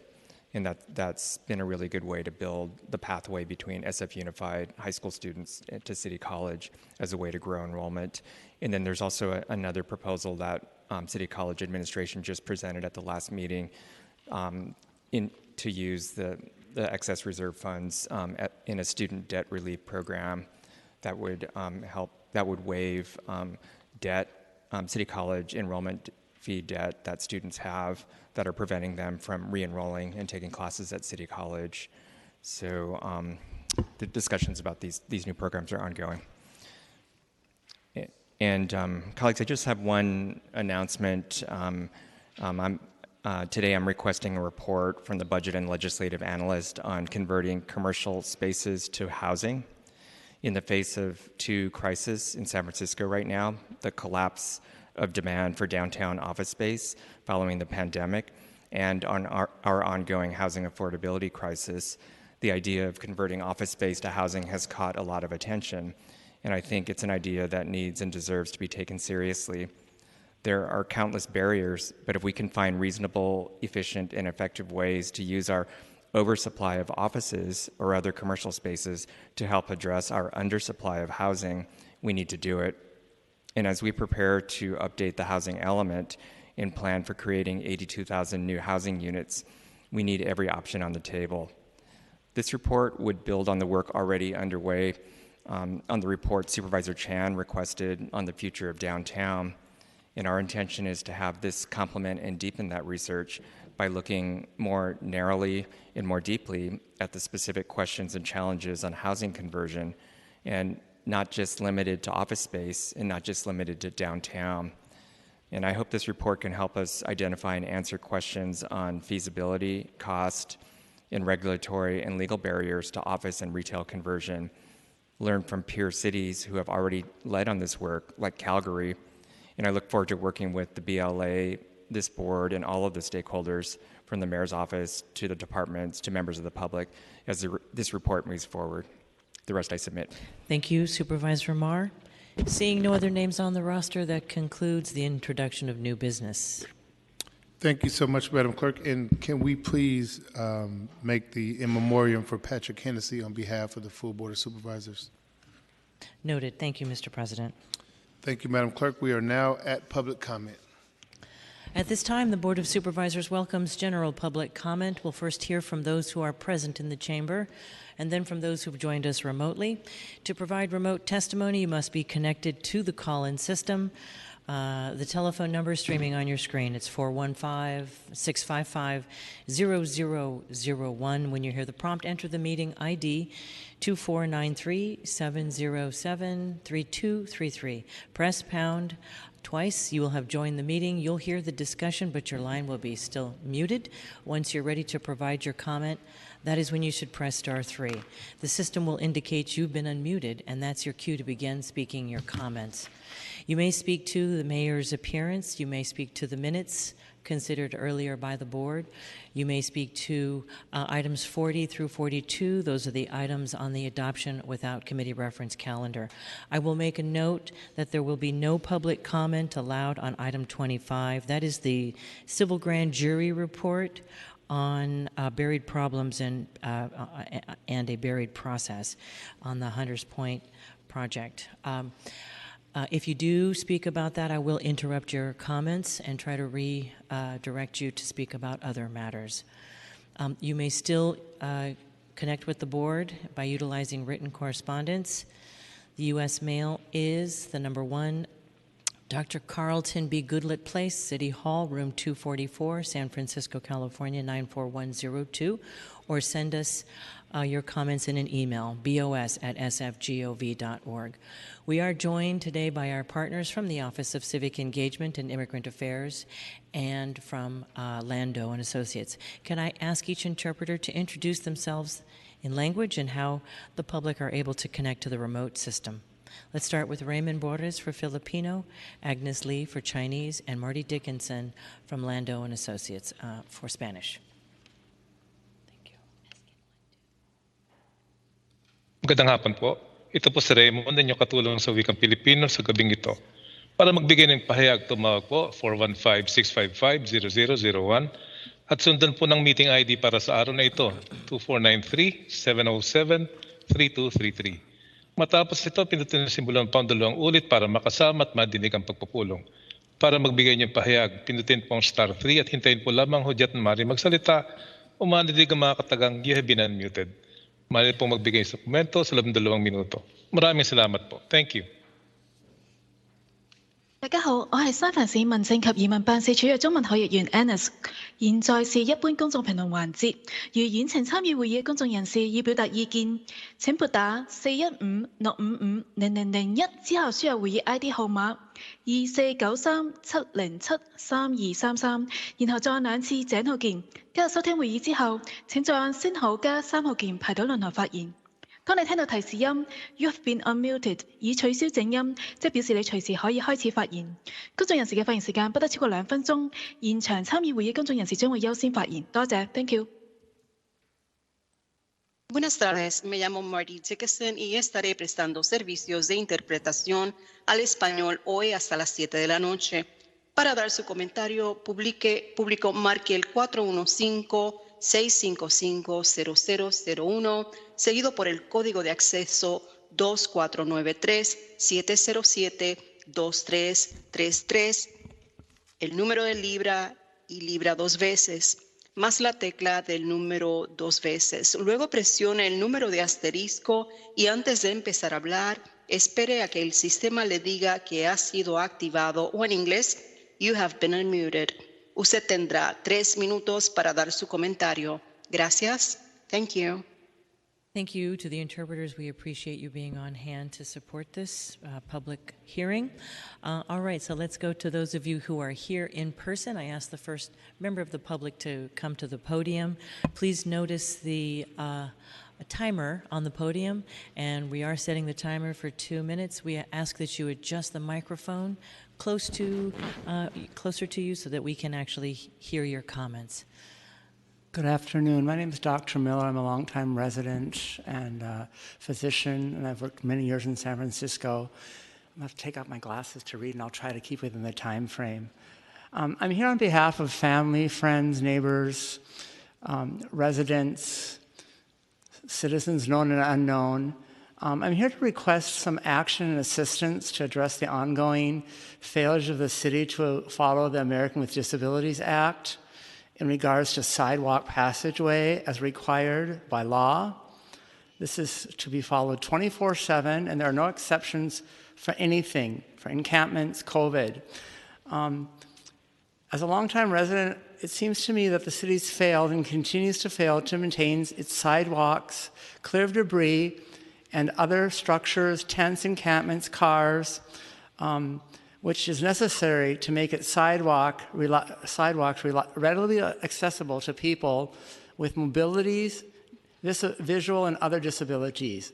The city must clear its sidewalks of tents and camps so that people with disabilities can safely navigate around them. Persons with disabilities are being deprived of the city's services because so many of the city's sidewalks are impassable. Good citizens are the riches of our city. I would appreciate if the city would admit that there is a violation of the American with Disabilities law, that they would clear and maintain all the city's sidewalks from debris and encampments and keep them clear 24/7 for everyone. And also, I would like that an emergency shelter for anyone who is impacted by this be immediately instituted. In addition, each and every obstruction for the ADA requires an appropriate signage. I have never seen this to date for any obstructions on any sidewalks in the city of San Francisco. Unfortunately, the homeless crisis, drug crisis, and garbage crisis has been allowed to grow. This is impacting residents who are disabled. Thank you for your comments, sir. Time's concluded. Welcome, Dr. Sumchai. Good afternoon. Thank you for the privilege of the podium. My name is Dr. Hemsapur Sumchai. California law governs a local health officer's decision to declare or proclaim a public health emergency in order to exercise extraordinary protective powers to respond. The term emergency can be applied to any situation where urgent and immediate action is required to mitigate or prevent an adverse situation that threatens public health, property, or the environment. Under California Health and Safety Code Section 101080, a regulation expanded to include any imminent or proximate threat of introduction of any contagious, infectious, or communicable disease, chemical agent, biological agent, toxic, or radioactive agent. The local health officer or designee may declare a local public health emergency to exercise extraordinary power to respond to imminent and proximate threats to human health and safety.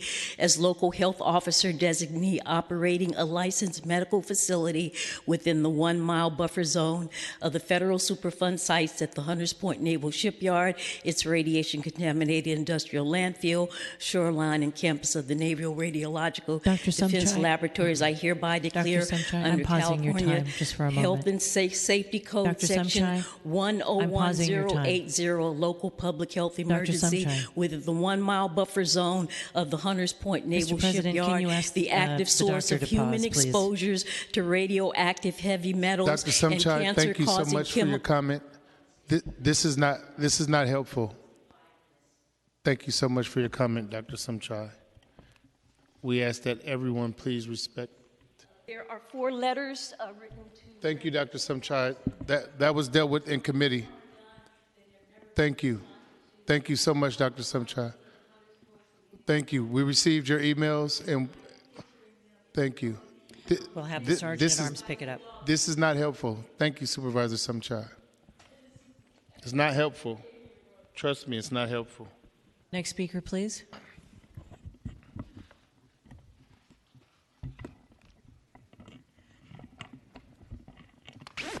Can you hear me? Yes, welcome. On February 28, 2022, in a meeting of a Citizens Action Committee, a San Francisco Citizens Action Committee, in response to a question about high rates of cancer in Bayview Hunters Point, a certain expert, an expert who is supposed to advise the community on radiological health and safety, in response to a question about high rates of cancer in Bayview Hunters Point,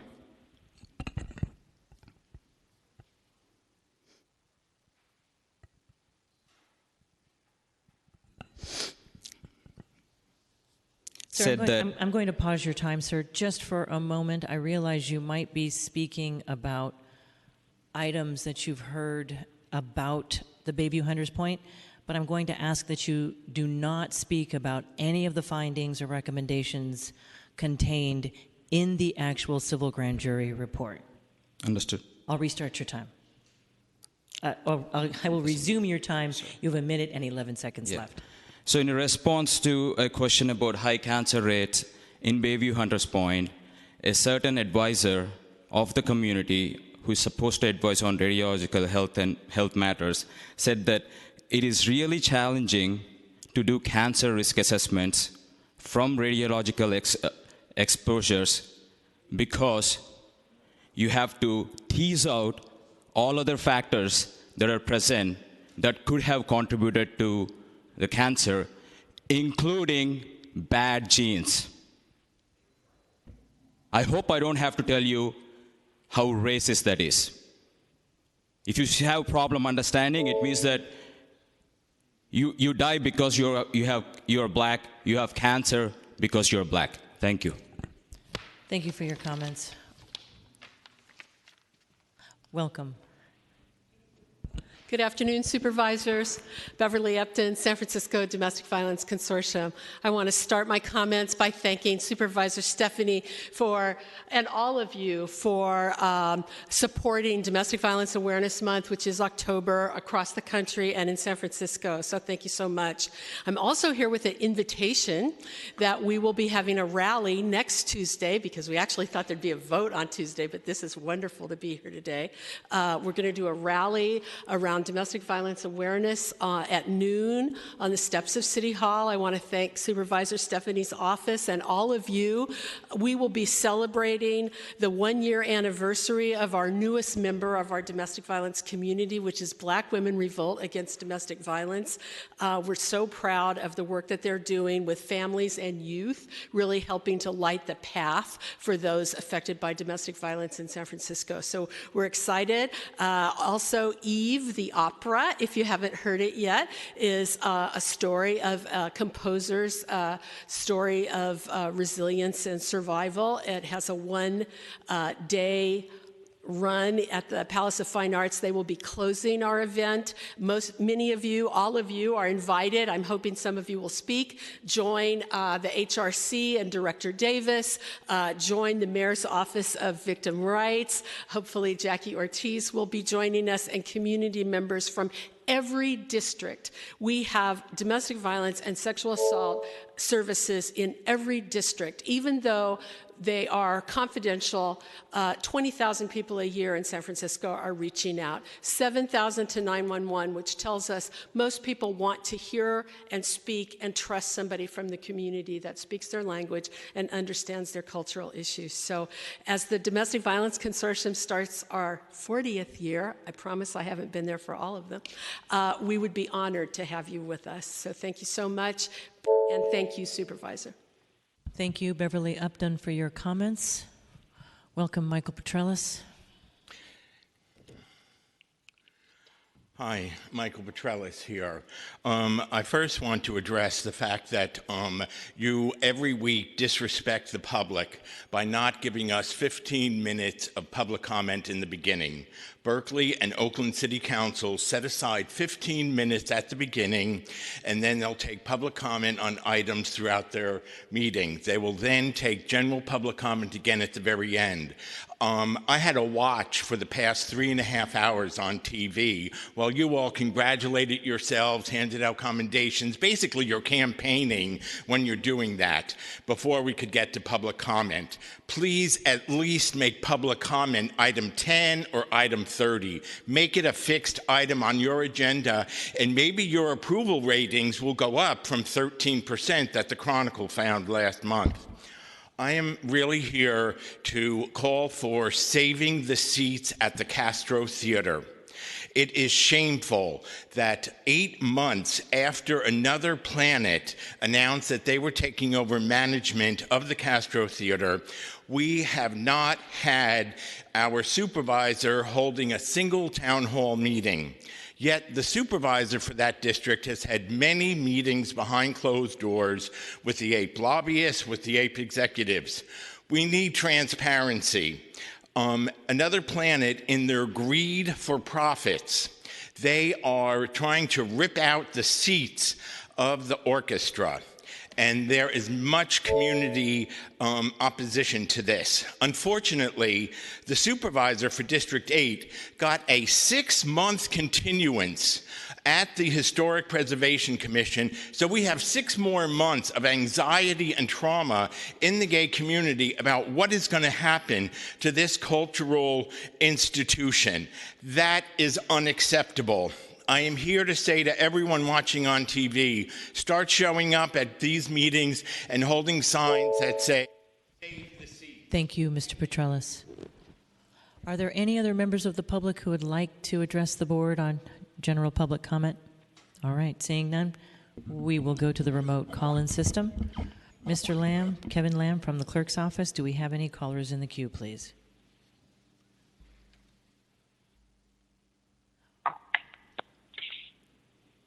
Welcome, Hello, caller. can you hear me? Yes, we can. Welcome. Perfect, thank you very much. I am a resident of the Lower Polk neighborhood, mainly Sutter and Polk, probably like an area you're familiar with.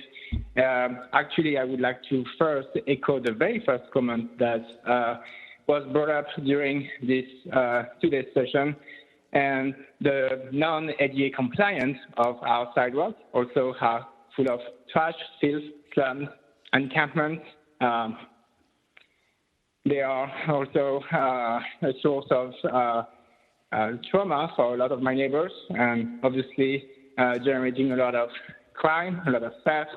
A lot is going on in our streets, and this situation is obviously not being addressed, despite all of our emails and calls to 311, DPW, SFPD, the mayor's office, and our local supervisors.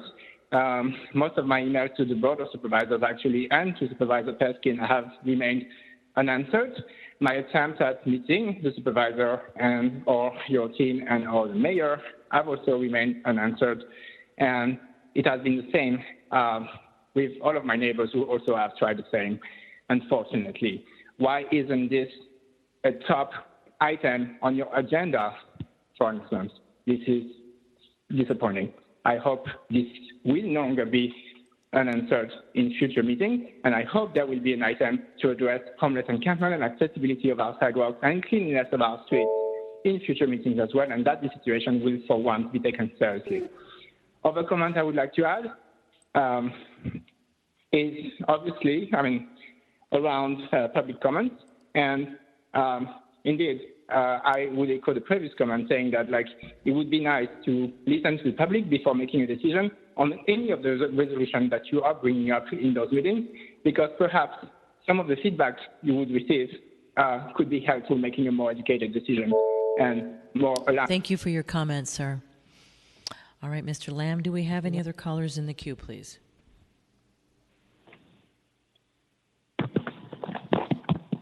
Hello, it's Jordan Davis. My pronouns are she and her, and I want to say that was a beautiful ceremony for the Filipino community, and I'm glad to have seen it. I think they should be a trans thing. But on to more serious matters. One, I do not like hearing about people talking about the ADA and using that as an excuse to do encampment sweeps. A lot of people who are homeless on the street are also disabled as well, and well, there must be solutions to our homelessness crisis. Next, I want to say something that's kind of weighing heavy on me.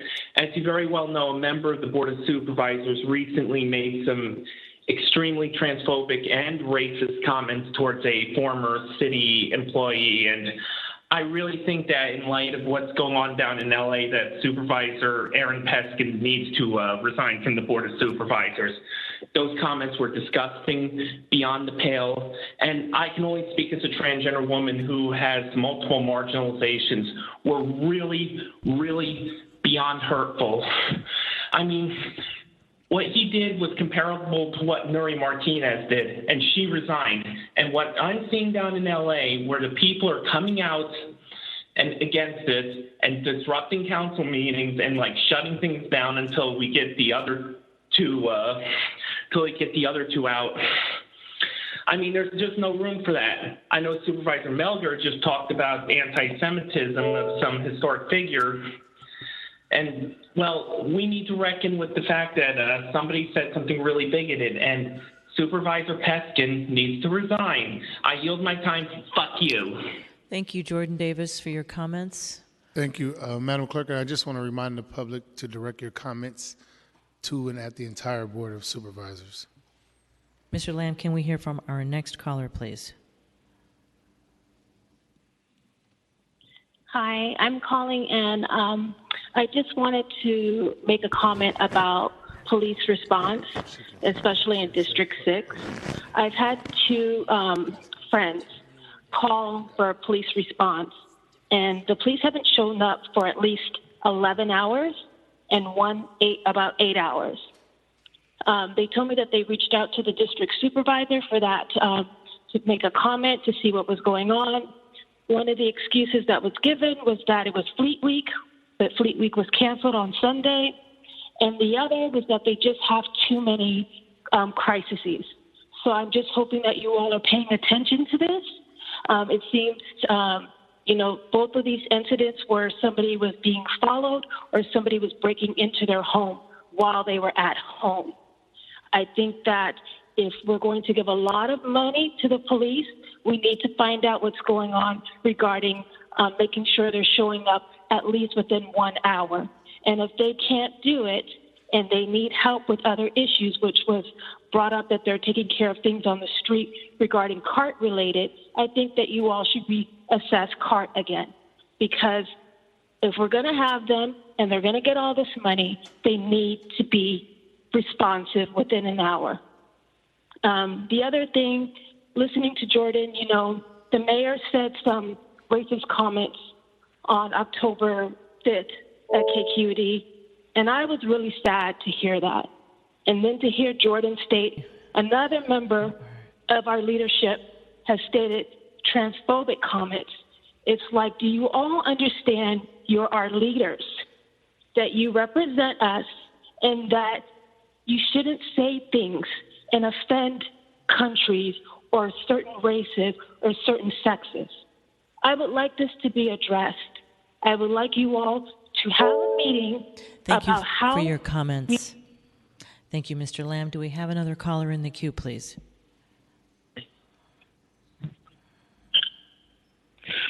Hi there. Calling in just to speak about the recent news I heard about some soups wanting to eliminate remote public comment. And I want to speak more about the reasonings because I don't think they make a lot of sense. One reason I read was, that non-San Franciscans would be calling in to basically hijack meetings. I just want to ask, is that true? And what data are you using to determine that? Because I watch a lot of SF TV, and I think most people who are calling in are actually SF residents, maybe with a few exceptions. And yeah, how is the data being used? Is it area code? Because also there's SF residents who have different area codes. How are you just making that determination?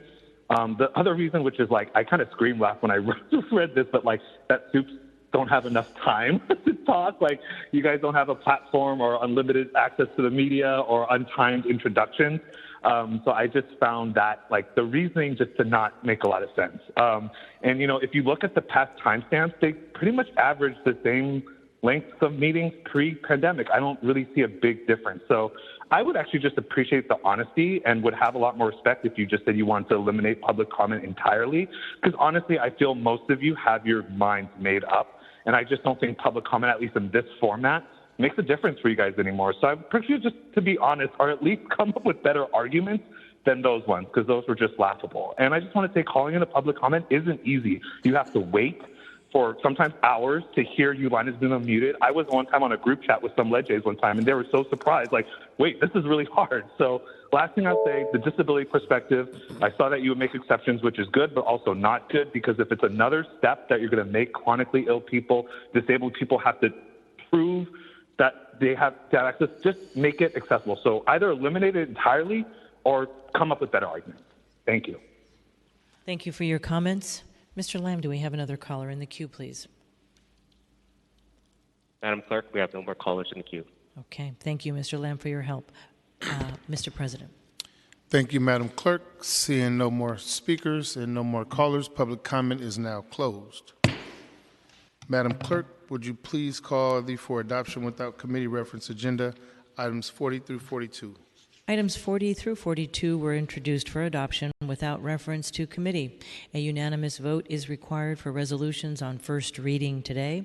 Alternatively, any supervisor may require a resolution on first reading to go to committee. Thank you, Madam Clerk. Colleagues, does anyone wish to sever any items? I don't see anyone on the roster. Madam Clerk, would you please call the roll for items 40 through 42? On items 40 through 42, Supervisor Melgar. Aye. Melgar, aye. Supervisor Peskin. Aye. Peskin, aye. Supervisor Preston. Aye. Preston, aye. Supervisor Ronan. Ronan, aye. Supervisor Safai. Safai, aye. Supervisor Stephanie. Stephanie, aye. Supervisor Walton. Aye. Walton, aye. Supervisor Chan. Chan, aye. Supervisor Dorsey. Dorsey, aye. Supervisor Mandelman. Mandelman, aye. And Supervisor Marr. Marr, aye. There are 11 ayes. Thank you. Without objection, this resolution is adopted and motions are approved unanimously. Madam Clerk, do we have any imperative agenda items? We have none to report, Mr. President. Would you please present the in memoriams? Yes, today's meeting will be adjourned in memory of the following beloved individuals. On behalf of Supervisor Peskin, for the late Miss Tarameh Yegazarian. On behalf of Supervisor Preston and Supervisor Ronan, for the late Mr. John Crew. On behalf of Supervisor Ronan, for the late Miss Maggie Campos Lopez and Miss Michaela Victoria Lerma. On behalf of President Walton and Supervisor Peskin, for the late Mr. Michael Ham. On behalf of Supervisor Mandelman, for the late Mr. Ken Hamai, and on behalf of Supervisor Mandelman, on behalf of the entire Board of Supervisors, for the late Mr. Patrick Hennessy. Thank you so much, Madam Clerk. Colleagues, that brings us to the end of our agenda. Please remember, just one small positive thought in the morning can change your whole day. This meeting is adjourned.